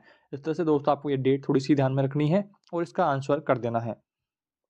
आगे बढ़ते हैं। आपको आगे इसमें थोड़ा सा ऐड करना है, in the mid 19th century, 19वीं सदी के मिड में, there are 647 educational institutions of which 510 were maintained by the princely states यानी कि रियासतों के द्वारा, और 103 बाई प्राइवेट इंडिविजुअल्स यानी कि प्राकृत जो निजी व्यक्ति हैं उनके द्वारा, एंड 34 बाई मिशनरीज के द्वारा, और दीज 545 वर प्राइमरी स्कूल्स जो यहाँ पर रही है।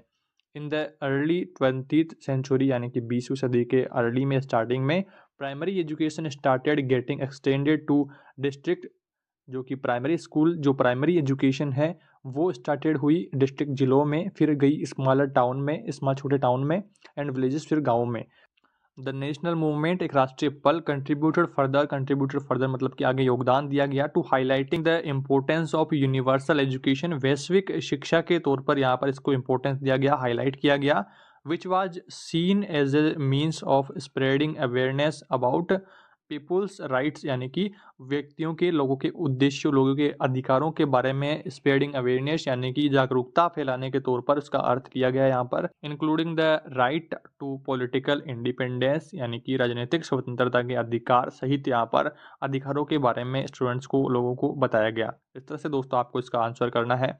आगे बढ़ते हैं दोस्तों। अगला इंपॉर्टेंट क्वेश्चन है आपका, what is the nature of English. तो इंग्लिश का नेचर क्या है, इसके ऊपर भी दोस्तों आपको प्रश्न पूछा जा सकता है। तो English is a more advanced and progressive language. एक इंग्लिश जो है वो अंग्रेजी की जो प्रकृति है वो प्रगतिशील है और एडवांस्ड यानी कि आगे बढ़ी हुई है। इट हैज़ इट्स पास्ट, इसका एक अपना अतीत है।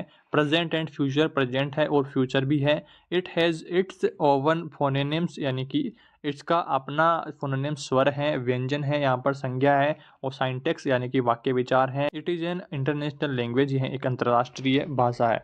यहाँ पर आकर के यूनिट हमारा कंप्लीट होता है और अब इसके बाद में बात करते हैं यूनिट सेकंड के बारे में, जिसका नाम है structure of English language. English language का जो ढांचा है, स्ट्रक्चर है, उसके बारे में कुछ महत्वपूर्ण बिंदु आइए हम डिस्कशन करते हैं और समझते हैं एक एक बिंदु को। यहाँ पर दोस्तों हम सेकंड यूनिट के इंपॉर्टेंट क्वेश्चंस को बात करेंगे जो बार बार परीक्षाओं में रिपीट होते रहते हैं। तो पहला इंपॉर्टेंट क्वेश्चन दोस्तों आप स्क्रीन पर देख पा रहे हैं कि what are the characteristics of good handwriting यानी कि अच्छी लिखावट की क्या विशेषताएं होती है। तो इसका आंसर आपको इस प्रकार से देना है कि अकॉर्डिंग टू एसएसएम गार्डर यानी कि एसएसएम गार्डर कोई वैज्ञानिक हैं, उनके according writing an instrumental value in school. Writing जो है वो काफ़ी सहायता हमें देती है स्कूल टाइम में। राइटिंग हेल्प्स पीपुल, राइटिंग विद्यार्थियों की हेल्प करती है। इन ऑर्गेनाइजिंग यानी कि उनकी मैनेज करने के लिए, ऑर्गेनाइज करने के लिए, एंड एक्सप्रेसिंग उनको बढ़ाने के लिए, हीज आइडियाज एंड थॉट्स यानी कि उनके विचारों और सोच को बढ़ाने के लिए राइटिंग सहायता करती है। Hand writing is a regular feature. Hand writing जो है एक रेगुलर फीचर है जो रोज काम आती है ऑफ द पीपुल्स यानी कि विद्यार्थियों के लिए। डे टू डे वर्क यानी कि विद्यार्थियों के जो रोजाना के काम रहते हैं पढ़ाई के, उनमें हैंड राइटिंग जो है महत्वपूर्ण रहती है, रेगुलर फीचर के तौर पर काम में आती है। Good hand writing has its own importance. अच्छी हैंड राइटिंग के अपने इम्पोर्टेंस है, अपने महत्व हैं। The qualities of good hand writing are. तो आइए अब हम जानते हैं कि क्या क्या क्वालिटीज़ होनी चाहिए गुड हैंड राइटिंग में। फर्स्ट पॉइंट है the writing should be legible यानी कि लेखन जो है सुपाठ्य होना चाहिए। सेकंड पॉइंट है it must be neat and clean, यह साफ सुथरी होनी चाहिए। थर्ड पॉइंट है it must be pleasing to the eye, यानी कि यह आंखों को भाता हुआ होनी चाहिए। फोर्थ पॉइंट है letters should be written in simple, यानी कि सिंपल साफ सुथरी राइटिंग में, और बोल्ड यानी कि थोड़े गहरे लिखे हुए होने चाहिए ताकि अच्छे से दिखें, और क्लियर स्क्रिप्ट यानी कि अच्छी तरह से लिखे हुए होनी चाहिए, ठीक तरीके से समझ में आने चाहिए। पांचवा पॉइंट है there should be uniformity in the size of the letters, यानी कि अक्षरों के आकार में एक समानता होनी चाहिए। छठा पॉइंट है words should not be crowded too closely together, शब्दों को एक साथ बहुत अधिक भीड़ नहीं करना है, मतलब कि समान दूरी बनाते हुए लिखना है। सातवां पॉइंट है there should be proper and uniform space between words and lines, सब लाइन में और सब वर्डों में बीच बीच में इतना समान गैप होना चाहिए, एक तरह से भीड़ की तरह नहीं लगना चाहिए। इन सब का आपको ध्यान रखना है। आगे देखिए आठवां पॉइंट है children should be able to write with normal speed, यानी कि बच्चों की अच्छी एक नॉर्मल स्पीड होनी चाहिए, ना ज़्यादा तेज ना ज़्यादा धीमी। आप ज़्यादा तेज लिखेंगे तो फिर हैंड राइटिंग बिगड़ेगी, ज़्यादा धीरे लिखेंगे तो फिर काफ़ी टाइम लग जाएगा। तो ये आपको ध्यान रखना है कि नॉर्मल स्पीड उनकी होनी चाहिए। नवा पॉइंट है द लेटर्स, यानी कि शब्द शुड रन स्ट्रेट, यानी कि सीधी लाइन में चलनी चाहिए ऑल थ्रूट, यानी कि पूरी लाइन में जो शब्द आप लिख रहे हैं वो एकदम सीधी लाइन ऐसे चलनी चाहिए, ऐसा नहीं है कि ऐसे बाकी टेढ़ी ऐसी चल रही है ऐसे चल रही है, तो इसका भी आपको ध्यान रखना है। 10वां पॉइंट है the letter should be ticked slightly forward, यानी कि अक्षरों को थोड़ा आगे की ओर टिक किया जाना चाहिए। इस तरह से दोस्तों आपको इस क्वेश्चन का आंसर देना है। आगे बढ़ते हैं दोस्तों, अगला इंपॉर्टेंट क्वेश्चन है आपका, डिफरेंस करना है आपको between vowel and consonant sounds के बीच में। तो पहले हम बात करते हैं वोवेल साउंड को लेकर के। तो अकॉर्डिंग टू पी क्रिस्टोफरेशन, यानी कि पी क्रिस्टोफरेशन के अनुसार, ये कोई वैज्ञानिक है, इनके अनुसार vowel sound can be defined, vowel sound परिभाषित किए जाते हैं इज अंडर, इनके अंदर में।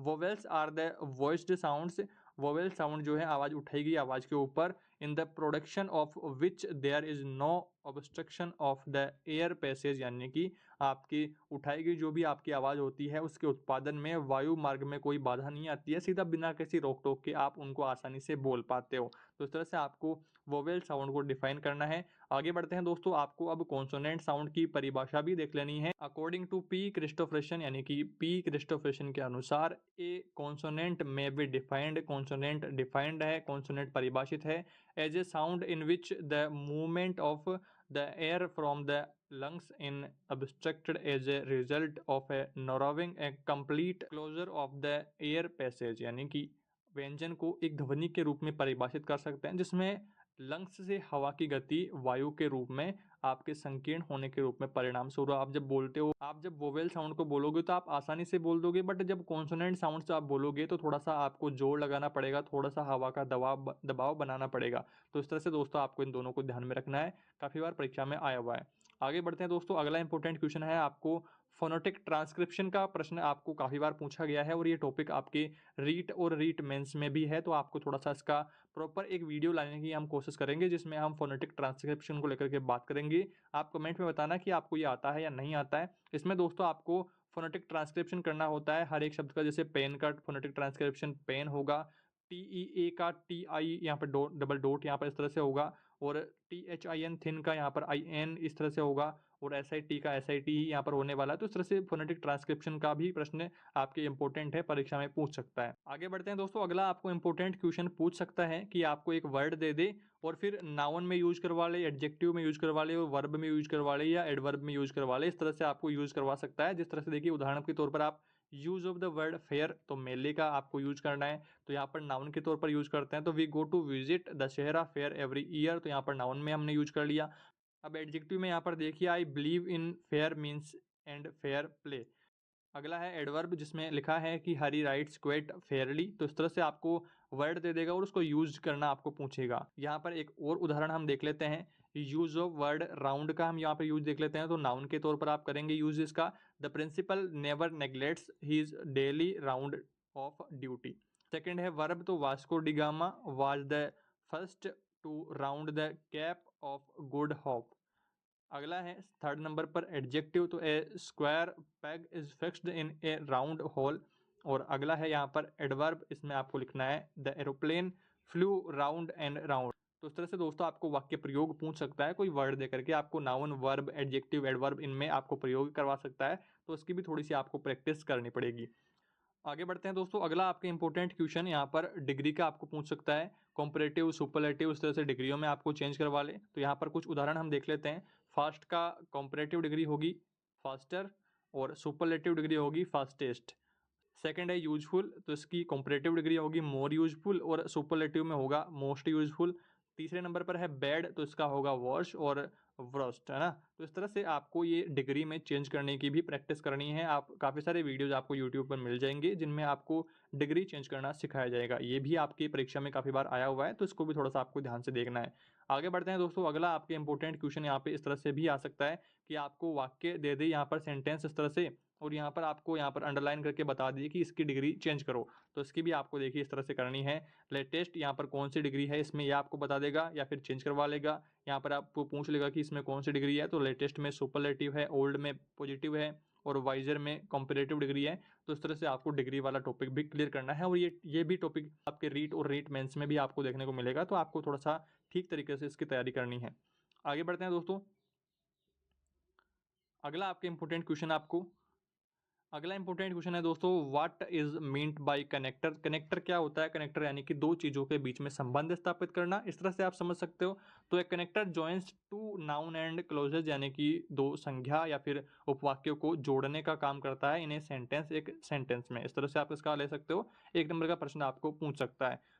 अगला इंपॉर्टेंट क्वेश्चन है दोस्तों, आपको डिफरेंस पूछ सकता है बिटवीन दिस और देट में, और कई बार परीक्षा में आया हुआ है। आपको और कोई उदाहरण देकर के भी यहाँ पे पूछ सकता है, तो आपको थोड़ा सा ध्यान से इसे पढ़ना है। यहाँ पर दोस्तों इसका आंसर हम देंगे, दिस को यूज किया जाता है फॉर नियर ऑब्जेक्ट, यानी कि जो ऑब्जेक्ट पास में होता है उनके लिए हम दिस का यूज करते हैं, और जो ऑब्जेक्ट फार अवे ऑब्जेक्ट होते हैं यानी कि बहुत दूर के जो ऑब्जेक्ट होते हैं उनके लिए हम देट का प्रयोग करते हैं। इस तरह से आपको इसका आंसर देना है।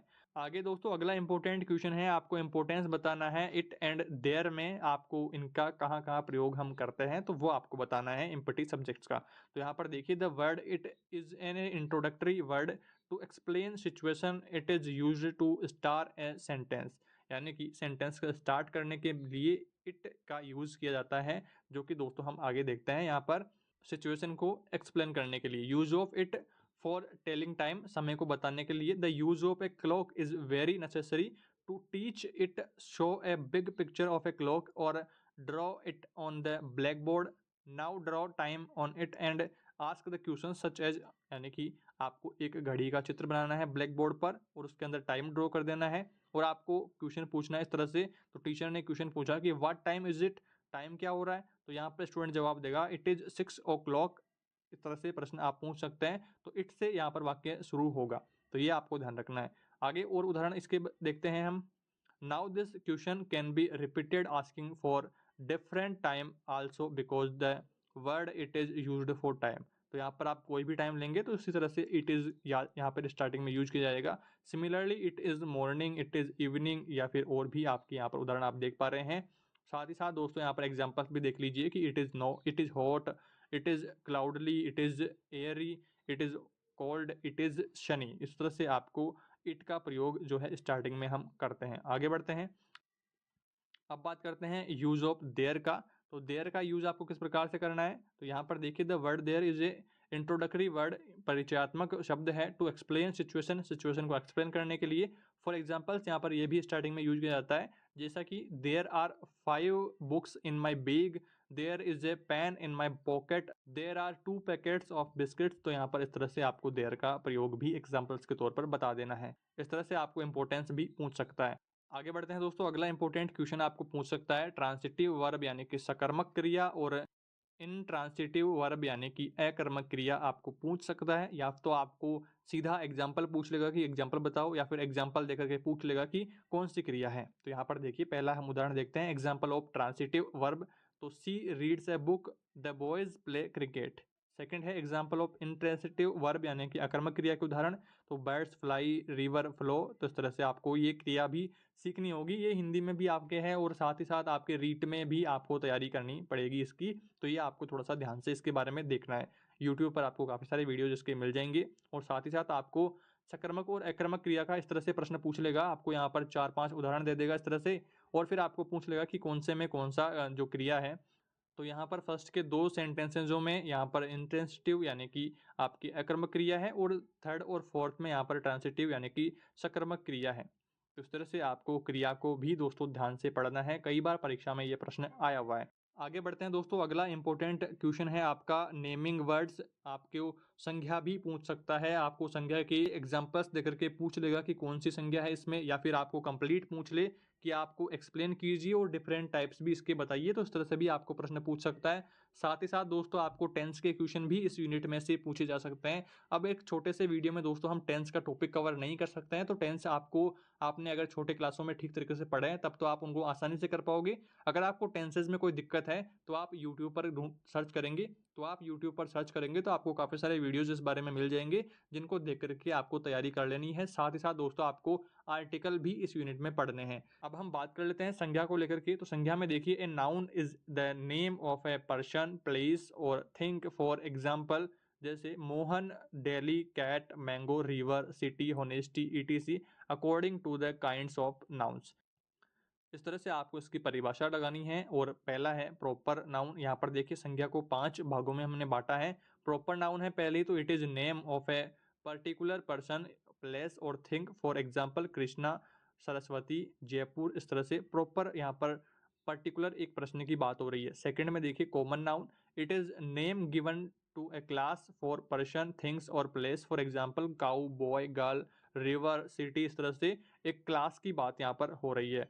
आगे बढ़ते हैं, अगला है थर्ड नंबर पर कलेक्टिव नाउन, जिसमें डिनोट्स इसमें परिभाषित किया गया है सेवरल पर्सन्स और things donated as one group. For example team, class, army, bundle. इस तरह से यहाँ पर कलेक्टिव नाउन में दिया गया है। अगला है यहाँ पर मटेरियल नाउन। इसमें देखिए is the name of a matter और substance of which the thing are made. For example gold, glass, paper, wood, silver, silk आदि आपको यहाँ पर मटेरियल नाउन में करने हैं। आगे बढ़ते हैं, आपका 5वां पॉइंट है एब्स्ट्रैक्ट नाउन।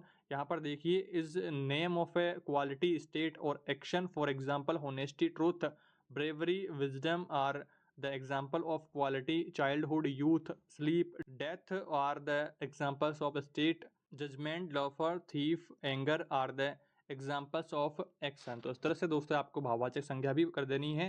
तो इस तरह से दोस्तों आपको इस यूनिट के सारे इंपॉर्टेंट टॉपिक्स पर ध्यान से पकड़ बनानी है। आपको टेंस भी ध्यान से पढ़ने हैं, आर्टिकल भी पढ़ने हैं, और अकर्मक क्रिया और सकर्मक क्रिया भी पढ़नी है, और आपको डिग्री वाला भी पढ़ना है। ये सारे जो टॉपिक्स हैं दोस्तों इस यूनिट में काफ़ी इंपॉर्टेंट है। कई बार परीक्षा में इस तरह से प्रश्न आ जाते हैं और आप उसमें कन्फ्यूज हो जाते हैं कि इसका आंसर क्या होगा। तो इस तरह से आपको थोड़ी सी इसकी प्रैक्टिस करनी है, जिससे आप आसानी से इस टॉपिक को आसानी से कवर कर पाएंगे।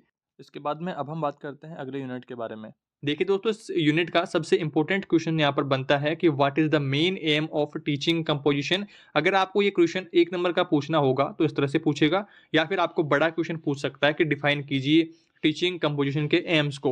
तो वो हम यहाँ पर देखिए पहले 1 नंबर वाला देखते हैं यहाँ पर, और फिर आगे हम बात करेंगे इसके जो अगर आपको कंप्लीट 3-4 नंबर का अगर ये क्वेश्चन पूछ ले तो उसमें आपको किस तरह से डिफाइन करना है। तो यहाँ पर देखिए अगर आपको 1 नंबर का क्वेश्चन ये पूछता है कि what is the main M of teaching composition, यानी कि शिक्षण रचना का मुख्य उद्देश्य क्या है, तो इसमें आपको लिखना है to encourage students to express their thoughts. Students को प्रोत्साहित करना अपने विचारों को व्यक्त करने के लिए। तो इस तरह से आपको इसका आंसर देना है अगर आपको ये 1 नंबर का पूछता है। आगे हम दोस्तों बात करेंगे कि आपको अगर कंप्लीट क्वेश्चन पूछ ले 3-4 नंबर का कि आपको एक्सप्लेन कीजिए, डिफाइन कीजिए टीचिंग कंपोजिशन के एम्स को, तो वो आगे हम बात करेंगे कि क्या क्या आपको लिखना है।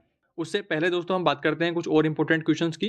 तो यहाँ पर देखिए आप नीचे एक और इंपॉर्टेंट क्वेश्चन देख पा रहे हैं कि how can rhymes help to practise speaking. आपकी बोलने की जो स्किल्स हैं उनको ठीक करने के लिए राइम्स यानी कि आपकी कविताएं किस प्रकार से मदद करती है, तो उनके बारे में हम बात करते हैं। तो यहाँ पर आपको इसका आंसर लिखना है कि rhymes can be of great use to help students to practise speaking English in the elementary level. प्राथमिक स्तर पर आपकी इंग्लिश बोलने में राइम्स काफ़ी मदद करती है। जब आप कोई आपके सामने कविता है इंग्लिश की तो उसे आप आसानी से सीख सकते हो जब आपके टीचर आपको गा करके पढ़ाते हैं। आगे दोस्तों बढ़ते हैं, राइम्स आर फन। राइम्स एक मज़ेदार तरीके से सीखना होता है। When children repeat a rhyme after the teacher के बताने के बाद जब बच्चे रिपीट करते हैं राइम कविता को, they start speaking a foreign language. वो दूसरे देश की लैंग्वेज, फॉरेन लैंग्वेज आसानी से सीखना, आसानी से बोलना स्टार्ट कर देते हैं राइम्स के माध्यम से।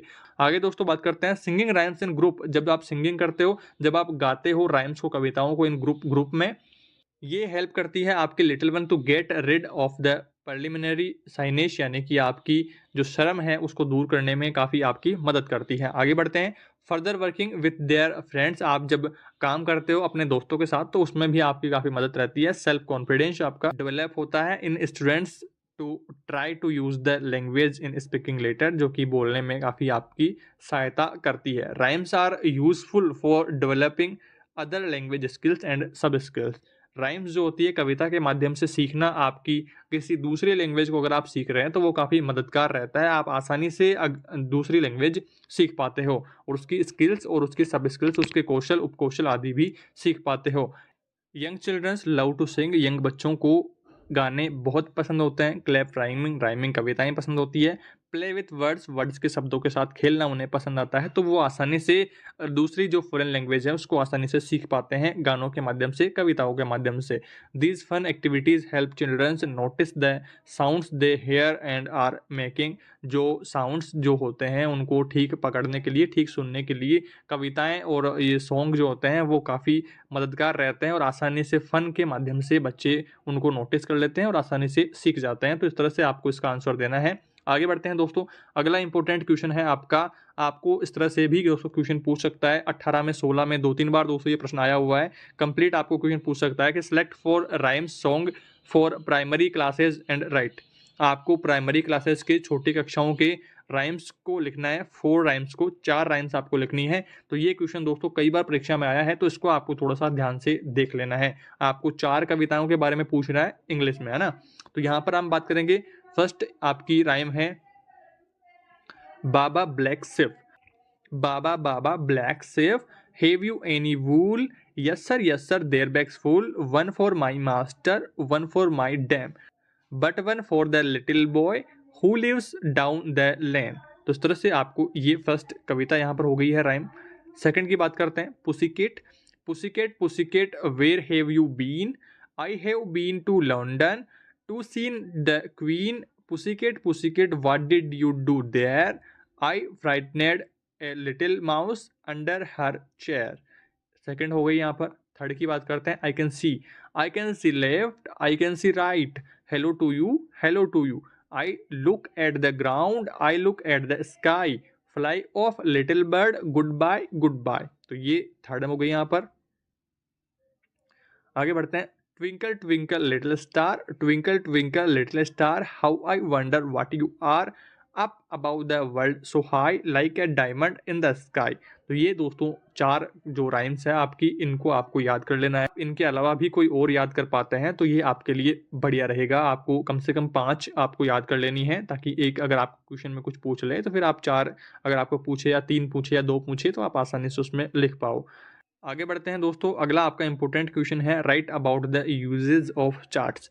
चार्ट्स दोस्तों आपने कई बार देखे होंगे, चार्ट आपके मॉडल पेपर आदि भी होते हैं। चार्ट्स आपके जो कॉलेज वगैरह में नोटिस बोर्ड पर चिपकाए हुए होते हैं वो भी होते हैं। तो आप उनके बारे में अगर आपको पूछे कि चार्ट क्या होते हैं तो आप लिख पाएंगे आसानी से कि चार्ट होते हैं जिनमें हम इंपॉर्टेंट बातों को लिख करके, आप जो रंगीन पेपर, मोटा पेपर इस तरह से लेकर के आप उस पर कुछ थॉट्स आप अपने लिख करके, आप जो नोटिस इंपॉर्टेंट कोई जानकारी है उसको लिख करके ब्लैक बोर्ड पर चिपका देते हो, तो वो वहाँ पर चार्ट रहता है। आगे बढ़ते हैं, देखिए इसमें हम बात करेंगे यूजेस को लेकर कि चार्ट के क्या उपयोग रहता है, ये इंपॉर्टेंट है यहाँ पर, है ना। आपको अगर चार्ट्स पूछ ले कि क्या होते हैं तो वो भी आपको कर देना है। फिर यहाँ पर आपको इसमें लिखना है, अगर आपको चार्ट के यूजेस पूछे तो आपको लिखना है, charts are the Hindi teaching aids. ये हिंदी के टीचिंग एड्स होते हैं। The teacher can proper the chart to present different structure, drilling material etc, है ना। टीचर जब चार्ट के माध्यम से पढ़ाता है तो वो डिफरेंट स्ट्रक्चर उसकी होती है, आसानी से पढ़ा पाता है। सारा कुछ मटेरियल जो होता है, ड्रिलिंग मटेरियल, वो आसानी से प्रेजेंट कर पाता है स्टूडेंट्स के सामने, अगर वो स्ट्रक्चर वाइज सारा कुछ मामला रहेगा। आगे बढ़ते हैं, it can be written A drawn on thick coloured paper, यानी कि मोटे कलर हुए पेपर के ऊपर वो ड्रॉ लिखे हुए होते हैं। एंड कैन बी हैंग्ड और displayed by using any of the boards, यानी कि हैंग्ड यानी कि टंगे हुए रहते हैं, displayed by using any of boards यानी कि बोर्ड्स पर जो टंगे हुए रहते हैं विशेष सूचना के साथ में। चार्ट्स में बी रिजोर्टेड यानी कि सहारा होते हैं to achieve the same purpose, उद्देश्य को पूर्ण करने के लिए। Charts are specially useful in describing ongoing activity, जो हाल ही में जो एक्टिविटीज चल रही हैं उनके बारे में बताने के लिए स्पेशली जो चार्ट्स होते हैं वो उपयोगी रहते हैं। आपके कोई भी हाल ही में इवेंट वगैरह होने हैं तो आप उनका चार्ट बना करके ब्लैक बोर्ड पर चिपका दोगे, नोटिस बोर्ड पर चिपका दोगे। तो यहाँ पर आगे बढ़ते हैं, in the teaching of English, English की पढ़ाई में charts can be used for the following different purpose. Charts जो होते हैं वो फॉलोइंग नीचे जो दिए हुए हैं इन पर्पजों, इन उद्देश्यों के लिए काम आते हैं। तो पहला है आपका क्रोनोलॉजिकल इवेंट्स, यानी कि कालानुक्रमिक घटनाओं के लिए।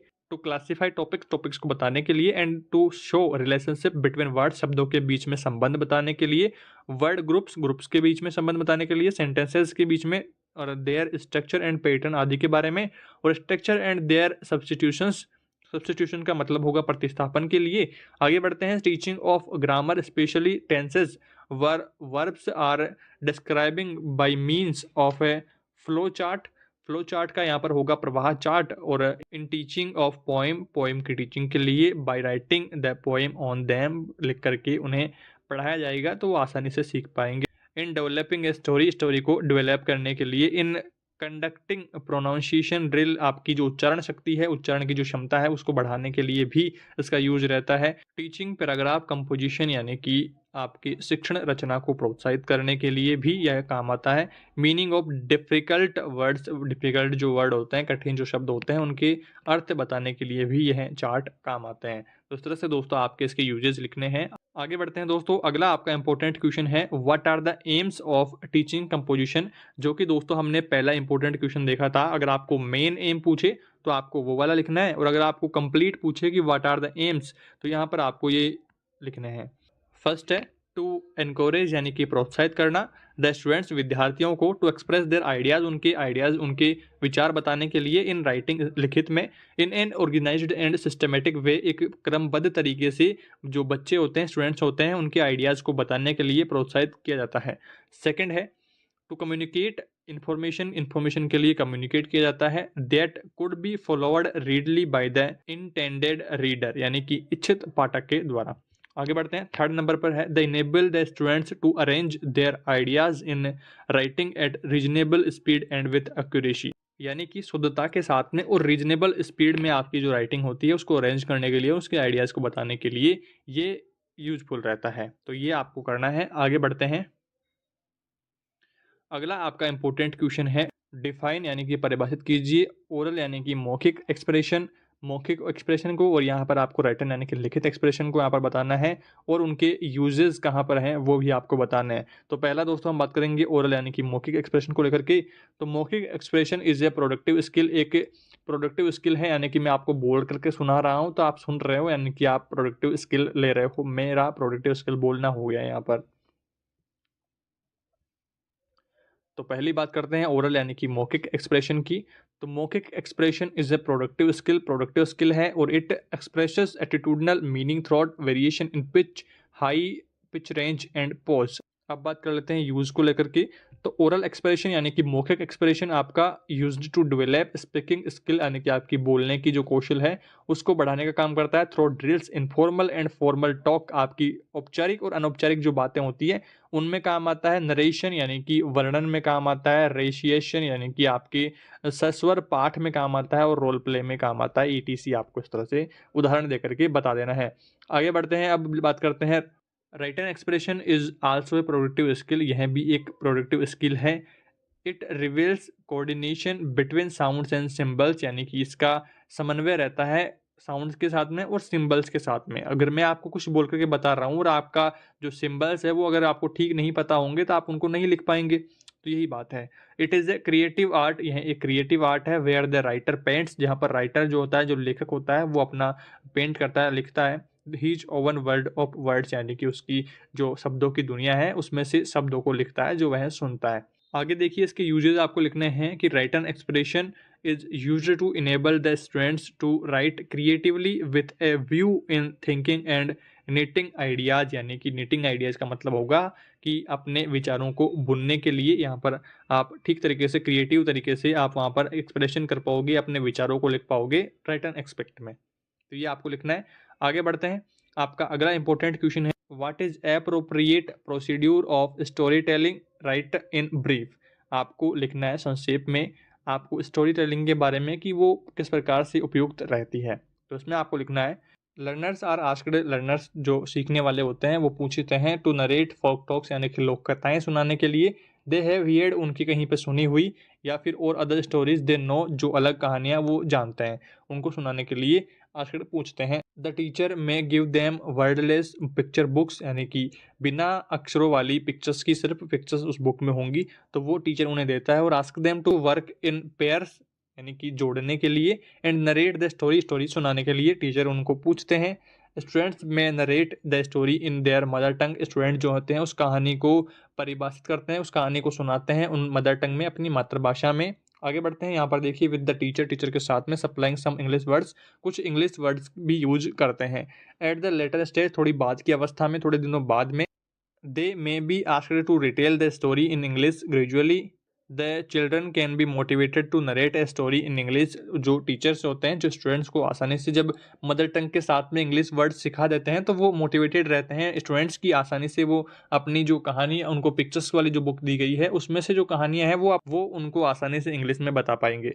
आगे बढ़ते हैं, आपको देखिए यहाँ पर आगे और लिखने हैं कि children can be motivated to narrate a story in English, और gradually the teacher can be motivated to narrate a story that they have heard from someone. Children's अपनी जो स्टोरी है वो मोटिवेटेड हो जाते हैं कहानी सुनाने के लिए, जो कि उन्होंने कहीं ना कहीं से सुनी है, समवन किसी न किसी से सुनी है, उसको सुनाने के लिए।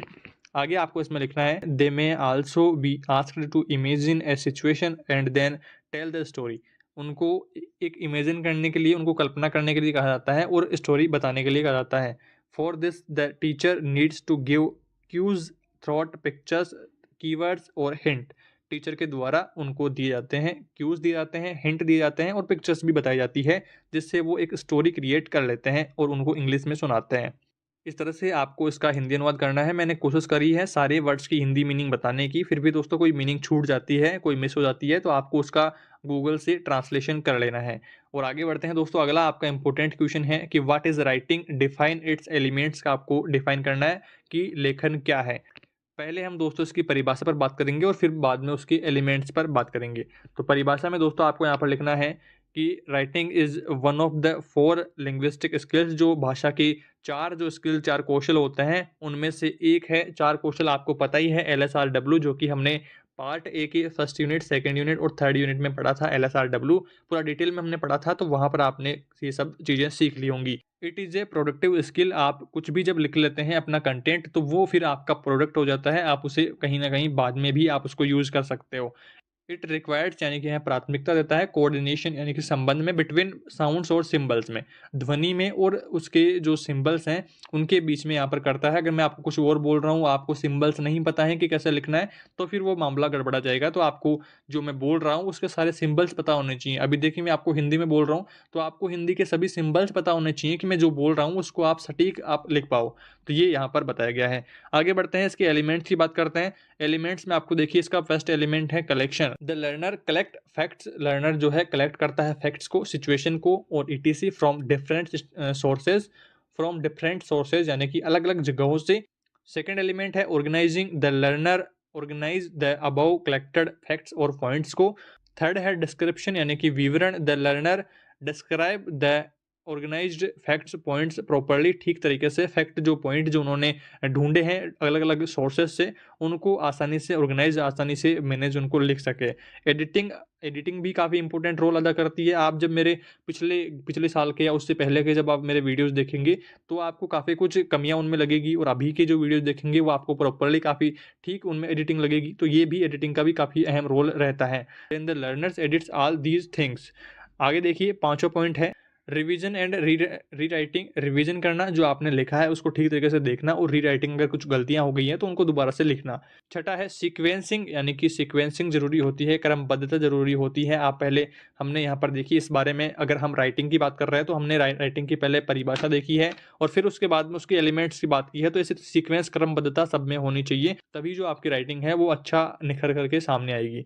आगे देखिए सातवां पॉइंट है use of proper linkers, punctuation marks, यानी कि देखिए इसका थोड़ा सा हिंदी अर्थ मैं आपको बता दूं कि आपको, अगर आप कोई हिंदी की लाइन लिख रहे हैं तो उसमें आप फुल स्टॉप लगाएंगे सेंटेंस कंप्लीट होते ही, और इंग्लिश में अगर आप लिख रहे हैं तब भी आपको फुल स्टॉप लगाना होता है, डॉट कॉमा लगाना होता है। अगर आपको उसी सेंटेंस में कोई दूसरी बात बतानी है तो फिर उसमें आपको कॉमा लगा देंगे।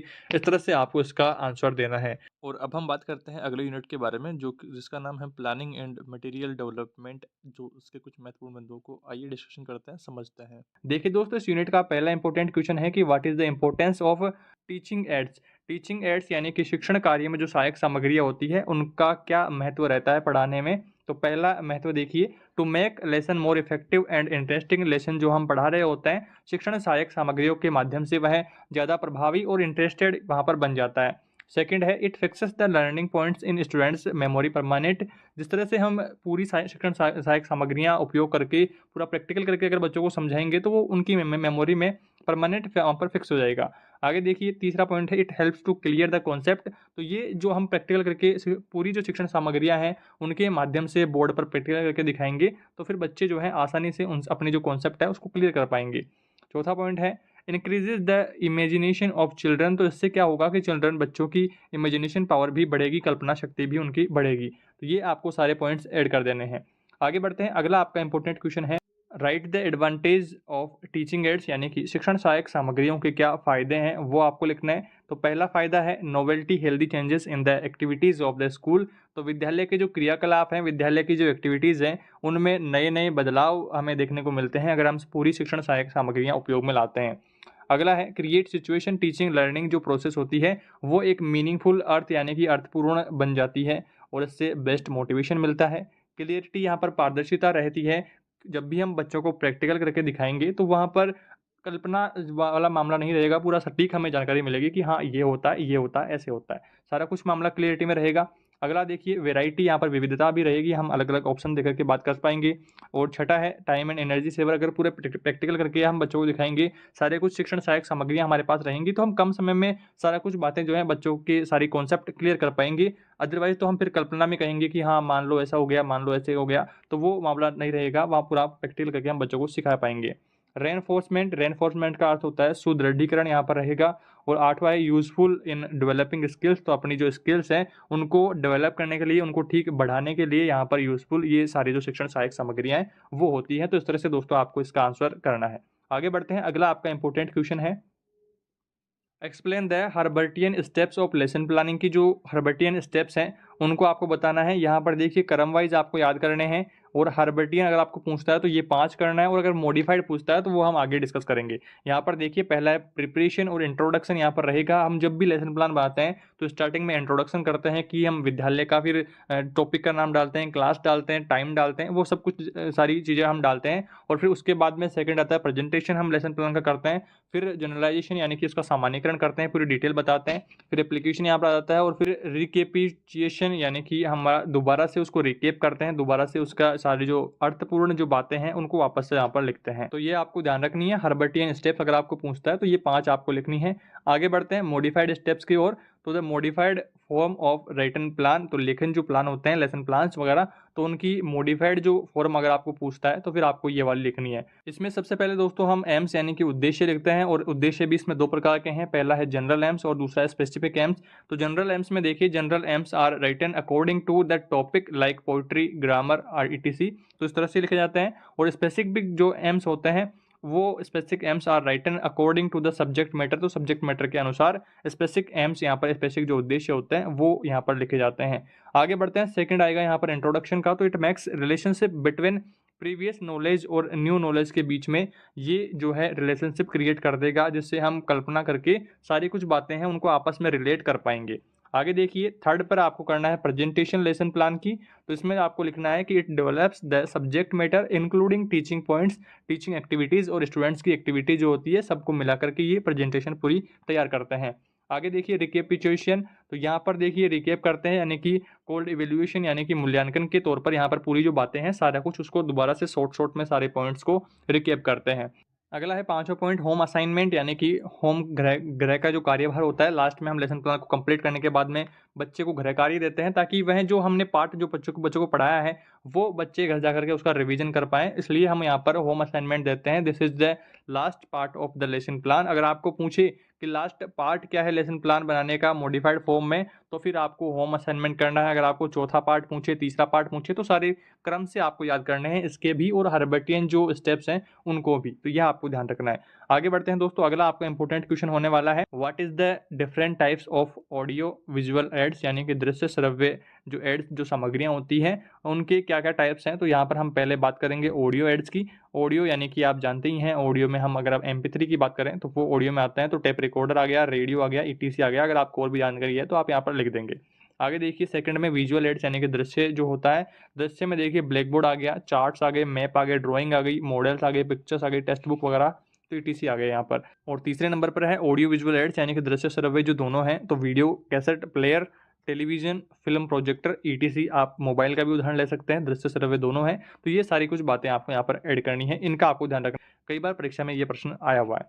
आगे बढ़ते हैं, अगला आपका इंपॉर्टेंट क्वेश्चन है, what is the importance of syllabus guidelines. Syllabus की जो गाइडलाइंस होती है उनका क्या महत्व रहता है। तो in Rajasthan at present English is talk from the very first standard, यानी कि स्टार्टिंग से ही हमें इंग्लिश पढ़ाना शुरू कर दिया जाता है। Syllabus for each class is based on the suggestions and guidelines provided by NCERT and NCF के द्वारा, यहाँ पर नेशनल करिकुलम फ्रेमवर्क आदि के द्वारा यहाँ पर तैयार किया जाता है। आगे देखिए यहाँ पर इसके जो कुछ मेन पॉइंट्स हैं वो हमें यहाँ पर ध्यान में रखने हैं। पहला पॉइंट है कि it gives meaning and purpose of teaching learning process, जो प्रोसेस सारी होती है सीखने सिखाने की, उसको यह एक ठीक प्रोसेस और पूरा पर्पज उद्देश्यपूर्ण यहाँ पर रहता है। सेकंड है टीचिंग सिस्टमेटिक तरीके से, पूरा व्यवस्थित तरीके से टीचिंग यहाँ पर करवाई जाती है। तीसरे नंबर पर है it helps the students for self study, यह स्टूडेंट्स को सेल्फ स्टडी में मदद करता है। चौथा पॉइंट है प्रिपेयर ग्राउंड फॉर राइटिंग, तो राइटिंग के लिए ग्राउंड तैयार करता है, बच्चों की जो कल्पना शक्ति है, कल्पनाशील बच्चों को बनाता है। पांचवा पॉइंट है presenting selected and graded topics, यहाँ पर जो मेन जो पॉइंट्स हैं जो बच्चों के आगे भविष्य में काम आएंगे, उनको नॉलेज देंगे, तो वो सारे कुछ बातें उनमें ऐड करी हुई होती है। और अकेडमिक अचीवमेंट्स यानी कि अकेडमिक जो उपलब्धताएं होती है कक्षावार, तो उनका यहाँ पर ध्यान रखा जाता है और उसी के आधार पर सिलेबस को तैयार किया जाता है। तो इस तरह से दोस्तों आपको इस क्वेश्चन का भी आंसर जो है इस तरह से आपको देना है और सारी बातें आपको ध्यान में रखनी है। ये यूनिट भी यहाँ पर कंप्लीट होता है और इसके बाद में अब हम बात करते हैं यूनिट 5 के बारे में, जो आपका इंग्लिश पार्ट बी का लास्ट यूनिट है और इंग्लिश का भी लास्ट यूनिट है, जिसका नाम है continuous and comprehensive evaluation, CCE के बारे में बात करेंगे। सतत एवं व्यापक मूल्यांकन के बारे में कुछ महत्वपूर्ण बिंदु, कुछ महत्वपूर्ण इंपॉर्टेंट टॉपिक्स जिनको आपको जरूर से याद रखना है अपने एग्जाम के लिए, आइए उनके बारे में चर्चा करते हैं। तो इसका दोस्तों फर्स्ट जो इंपॉर्टेंट क्वेश्चन है वो है कि what is the characteristics of CCE, यानी कि CCE की क्या विशेषताएं हैं, सतत और व्यापक मूल्यांकन की विशेषताएं क्या क्या हैं। तो पहली विशेषता आप देख पा रहे हैं, the purpose of CCE is mainly improvement is learning, सीखने में वृद्धि करना इसका मेन उद्देश्य है। सेकंड है it is to be carried out by the teacher teaching a particular class, एक पर्टिकुलर क्लास में टीचर के द्वारा जो टीचिंग करवाई जाती है, पढ़ाया जाता है, उसकी चिंता करते हुए उसको ठीक तरीके से केयर करते हुए ठीक तरीके से पढ़ाना इसका मेन उद्देश्य है। थर्ड पॉइंट है there is no need to making lengthy arrangements like question paper, seating arrangements आदि। तो देखिए मंथली जो टेस्ट होता रहता है, वीकली जो टेस्ट होता रहता है, उसके लिए इतनी ज़्यादा अरेंजमेंट्स करने की ज़रूरत नहीं रहती है, जिसमें देखिए आपने अर्धवार्षिक परीक्षा में देखते होंगे काफ़ी सारे अरेंजमेंट्स करने की ज़रूरत पड़ती है। आपको पेपर बनाना पड़ता है, कॉपियाँ अरेंजमेंट करनी पड़ती है, सीटिंग व्यवस्था करनी पड़ती है। तो अगर आप मंथली या वीकली टेस्ट लेते रहते हैं तो फिर आपको उतनी खास ज़रूरत उनकी नहीं पड़ती है। आगे देखिए चौथा पॉइंट है मल्टीपल टेक्निक्स ऑफ इवोल्यूशन, यानी कि मूल्यांकन की मल्टीपल टेक्निक्स, अलग अलग जो विधियां हैं वो यूज की जाती हैं, उपयोग में लाई जाती हैं, जिससे आपका जो मूल्यांकन है वो ठीक हो सके। आगे देखिए it is a part of the daily routine for a teacher, teacher जब है कभी कभार क्या होता है कि टीचर डेली रूटीन पर भी क्वेश्चन पूछ कर बच्चों का मूल्यांकन करता रहता है। इस तरह से आपको कम सामग्रियों की, कम शिक्षण सहायक सामग्रियों की आवश्यकता होती है। अगर आप डेली टेस्ट लेते हैं या फिर मंथली टेस्ट लेते हैं या वीकली टेस्ट अगर आप लेते हैं, तो आपको जिस तरह से अर्धवार्षिक या वार्षिक परीक्षाओं में सामग्रियों की आवश्यकता होती है उतनी नहीं पड़ती है। छठा पॉइंट है इन दिस इवेल्यूशन, यानी कि इस मूल्यांकन में एनालिसिस किया जाता है और इंटरप्रिटेशन यानी कि व्याख्या सहित सारी बातें की जाती है। एविडेंस कलेक्टेड, सारे सबूत कलेक्ट किए जाते हैं बाय द टीचर। स्टूडेंट के सारे जो सबूत हैं, स्टूडेंट क्या पढ़ रहा है, किस तरह से पढ़ रहा है, उसके सीखने की स्पीड क्या है, क्या क्या वो सीख चुका है, अब उसे क्या सिखाना है, तो सारा कुछ जो एविडेंस है वो डेली एनालिसिस और इंटरप्रिटेशन यानी कि व्याख्या के स्वरूप में टीचर जो है वो कलेक्ट कर लेता है। तो इस तरह से दोस्तों आपको ये सारे पॉइंट्स याद रखने हैं, आपके इंपॉर्टेंट क्वेश्चन है, परीक्षा में आ सकता है। अगला इंपॉर्टेंट क्वेश्चन है what is importance of CCE in English. तो सीसीई की क्या महत्वता है इंग्लिश में। तो पहला पॉइंट आपको यहाँ पर लिखना है it enables the teacher to know the student have learned. Student क्या सीख चुका है उसके बारे में जानकारी मिलेगी। साथ ही देखिए what have been talk to them कि उनको क्या सिखाया जाना है। सेकंड है evaluate the achievements of students. Student ने क्या अचीव कर लिया है, क्या प्राप्त कर लिया है, कितना सीख लिया है, वो सब कुछ कैलकुलेट कर पाएंगे, कुछ सबका मूल्यांकन कर पाएंगे। इवेल्युएट यानी कि मूल्यांकन होता है, तो मूल्यांकन स्टूडेंट्स का सभी टीचर जो है वो कर पाएंगे अगर आप सीसी के अकॉर्डिंग चलते हैं। आगे देखिए तीसरा पॉइंट है it improves the rate and level of achievements of the students. तो स्टूडेंट्स की अगर हम डेली बेसिस पर अगर हम मूल्यांकन करते रहेंगे तो उनकी रेट और लेवल का हमें पता चलेगा कि कितना कौन से स्टूडेंट किस लेवल पर है, कितना उसने सीख लिया है, कितना उसे सिखाया जाना है। तो सारे जो लेवल्स हैं उसकी रेटिंग पता रहेगी कि कौन होशियार है, कौन कमज़ोर है, किसे कितना सिखाना है, तो वो सारी चीज़ें हमें पता रहेंगी। आगे देखिए चौथा पॉइंट है it evaluates the specific AIIMS यानी कि जो विशिष्ट उद्देश्य होता है उनको इवेल्युएट करने के लिए उनका मूल्यांकन करने के काम में आता है। पांचों पॉइंट है it helps to decide the curriculum also यानी कि पाठ्यक्रम को डिसाइड करने में भी ये हेल्प करता है। छठा पॉइंट है locating the areas of strength and weakness of the students. Students कहाँ कौन से टॉपिक पर वीक हैं, कौन सा टॉपिक उन्हें अच्छा आता है, तो वो सारी कुछ जानकारी जो है वो टीचर लोकेट कर पाएगा अगर वो डेली बेसिस पर उनका मूल्यांकन करता रहता है। लगातार मूल्यांकन सतत एवं व्यापक मूल्यांकन अगर चलता रहता है तो टीचर को पता रहेगा कि कौन सा स्टूडेंट्स किस जगह पर वीक है, किस तरह से उसकी वीकनेस को कम करना है, तो सारी चीज़ें टीचर अप्लाई कर पाएगा। इस तरह से आपको इसका आंसर देना है। आगे बढ़ते हैं, अगला आपका इंपॉर्टेंट क्वेश्चन है what is the advantage of CCE यानी कि सीसीई के क्या फ़ायदे हैं।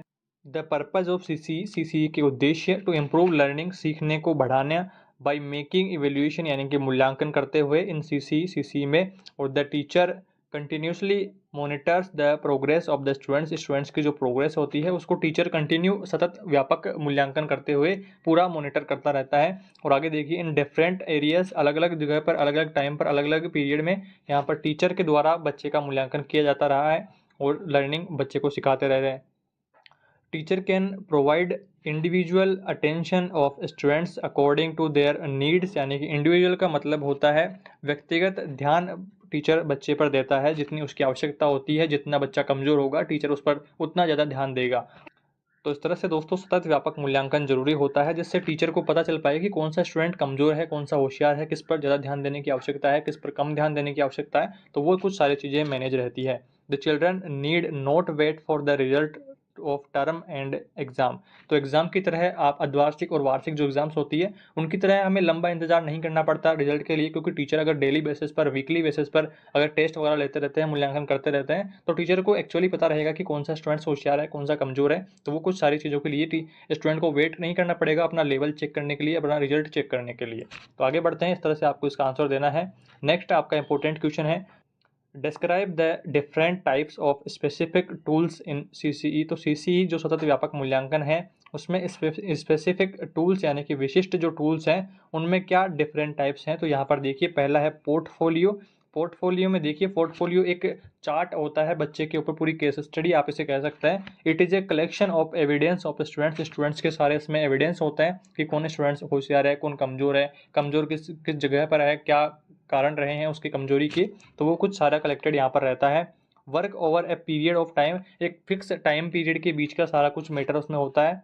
It could be day to day work, यहाँ डेली बेसिस पर तैयार की जाती है। It provides a cumulative record यानी कि संचित रिकॉर्ड ये तैयार करता है। सेकंड है एनेक्डोटल रिकॉर्ड यानी कि वास्तविक रिकॉर्ड। तो an anecdotal record is the observed behaviour of a child, एक बच्चे के बिहेवियर को, उसमें एक व्यवहार को उसमें इंगित किया जाता है। It is the description of child's activities, बच्चे की जो एक्टिविटीज़ होती हैं, बच्चे के जो क्रियाकलाप होते हैं उनको उसमें डिस्क्राइब किया जाता है, उसमें उसको लिखा जाता है। Such records help the teacher, teacher की हेल्प करते हैं वो रिकॉर्ड टू नो, जानने में, the various aspects of children's personality, बच्चे की पर्सनैलिटी को जानने में ये सारे जो रिकॉर्ड्स होते हैं वो सहायता करते हैं। आगे देखिए थर्ड पॉइंट आपको लिखना है चेकलिस्ट। तो चेकलिस्ट में देखिए ये चेकलिस्ट इंडिकेट यानी कि चेकलिस्ट दर्शाती है presence of a skill to some extent, the student show creativity during activities. विद्यालय की क्रियाकलापों के दौरान जो बच्चों के द्वारा क्रिएटिविटी जो दिखाई जाती है तो उनको यहाँ पर इंगित किया जाता है। It provides specific information about specific objectives, यानी कि जो प्रतिभाशाली जो बच्चे होते हैं उनके बारे में इसमें लिखा जाता है, उनकी जानकारियाँ ऐड की जाती है जिससे हमें पता चले कि कौन कौन होशियार बच्चे यहाँ पर है। अगला पॉइंट है असाइनमेंट्स यानी कि कार्यभार जो दिया जाता है। तो assignments is given by the teacher to his students to be completed within allotted time period. तो एक फिक्स टाइम पीरियड में काम करने के लिए कुछ कार्य बच्चों को दिया जाता है शिक्षक के द्वारा, जो वहाँ पर फिक्स टाइम में बच्चों के द्वारा करना होता है, उसे असाइनमेंट कहते हैं। आगे बढ़ते हैं। अगला आपको यहाँ पर करना है observation. The teacher can observe the students lot of language while participating in the English class. English class में पार्टिसिपेट करने पर टीचर जो है स्टूडेंट्स को ऑब्जर्वेशन करता है और ये सारी जो जानकारी आपको लिखना है।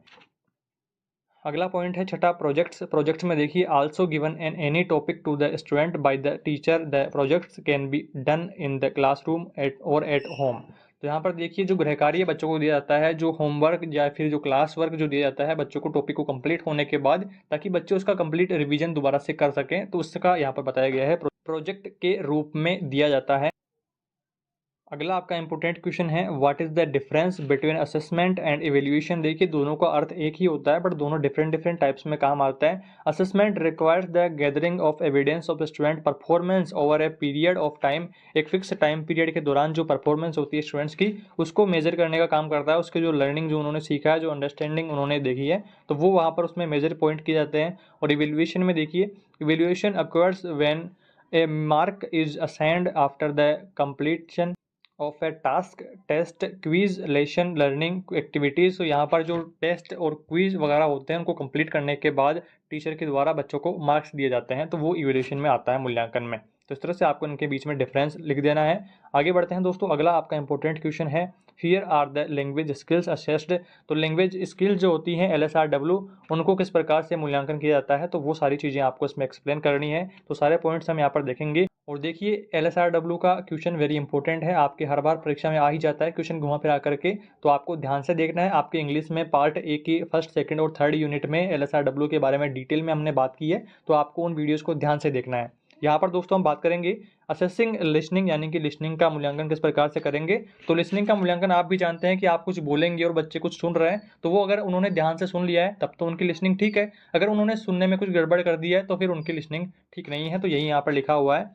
तो लिसनिंग कॉम्प्रहेंशन यानी कि सुनना जो समझना है। Session test of students ability, students की एबिलिटी को टेस्ट किया जाता है। तो लिसन सुना करके for basic interpersonal instrumental and academic purpose के लिए यहाँ पर बच्चों को सुना करके वहाँ पर टेस्ट किया जाता है उनकी लिसनिंग को। अगला है असेसिंग स्पीकली, यानी कि आप बोलने का टेस्ट किस प्रकार से करेंगे, बोलने का मूल्यांकन किस प्रकार से करेंगे। तो speaking intelligibly using appropriate word stress sentences stress and intonation pattern, यानी कि आप जब कुछ बोल रहे हैं तो आप देखिए कै और ख में कितना फर्क आ जाता है। कै तो फिर आसानी से बोल पाते हो, और ख आप जब बोलते हो तो फिर आपको थोड़ा सा दबाव उसमें डालना पड़ता है। तो ये कुछ सारी चीज़ें आपको पता होनी चाहिए कि कब किस वर्ड पर दबाव डालना है, किस वर्ड को हल्के में बोलना है। अगर आपको वो सब चीज़ें पता है तो फिर आपका जो असेसिंग स्पीकिंग जो है वो टेस्ट यहाँ पर मूल्यांकन ठीक हो जाता है। आगे देखिए दोस्तों, थर्ड पॉइंट है यहाँ पर रीडिंग का आ जाता है, सेम यहीं पर पैटर्न। तो रीडिंग में देखिए आपको it is a good source of self education, खुद के पढ़ने की ये गुड सोर्स है। It increases the word power, ये शब्द पावर को बढ़ाता है। पढ़ते पढ़ते हम हर एक वर्ड का हमें पता चलेगा, स्ट्रक्चर उसका पैटर्न पता चलेगा, तो सारी जानकारी हमें पता चलेगी। जब हम काफ़ी सारे वर्ड्स पढ़ेंगे, हम रीडिंग ज़्यादा से ज़्यादा करेंगे, तो हमारी जो सारी जो बाधाएं हैं हमारे वर्ड को पहचानने में, तो वो सब दूर हो जाएंगी। आगे देखिए यहाँ पर चौथा पॉइंट है असेसिंग राइटिंग, यानी कि लिखावट को आप किस प्रकार से मूल्यांकन करेंगे। तो writing ability is usually found in the form of ऐसे, लेटर, मैसेज आदि। जब नोटिस आदि जब हम लिखवाएंगे तब हमें राइटिंग का पता चलेगा कि कौन कौन कहाँ कहाँ पर मिस्टेक कर रहा है, राइटिंग में कहाँ पर त्रुटियां रही हैं। तो वो सब चीज़ें दूर होंगी जब हम ज़्यादा से ज़्यादा लिखेंगे, ऐसे, मैसेज, नोटिस आदि हम लिखेंगे, तब हमारी वो दूर होंगी और उससे हम मूल्यांकन कर पाएंगे। तो इस तरह से दोस्तों आपको इनका आंसर देना है। इंग्लिश सब्जेक्ट का कंप्लीट रिवीजन हमने यहाँ पर कर लिया है। पार्ट ए के 4 यूनिट और पार्ट बी की 5 यूनिट, टोटल 9 यूनिट हम डिस्कस कर चुके हैं। सभी के महत्वपूर्ण बिंदु भी जान चुके हैं। आई होप आपने ठीक तरीके से सारे बिंदुओं को समझ लिया है। फिर भी कोई डाउट रहता है, फिर भी कोई समस्या रहती है, तो कमेंट करके जरूर बताना। चैनल पर नए हैं तो सब्सक्राइब करिए इसी तरह के इंपॉर्टेंट वीडियोस के लिए। आपकी पढ़ाई में वीडियो से थोड़ी भी मदद हो रही है तो वीडियो को लाइक जरूर करें, और चैनल पर नए हैं तो सब्सक्राइब भी करें। Thank you for watching this video.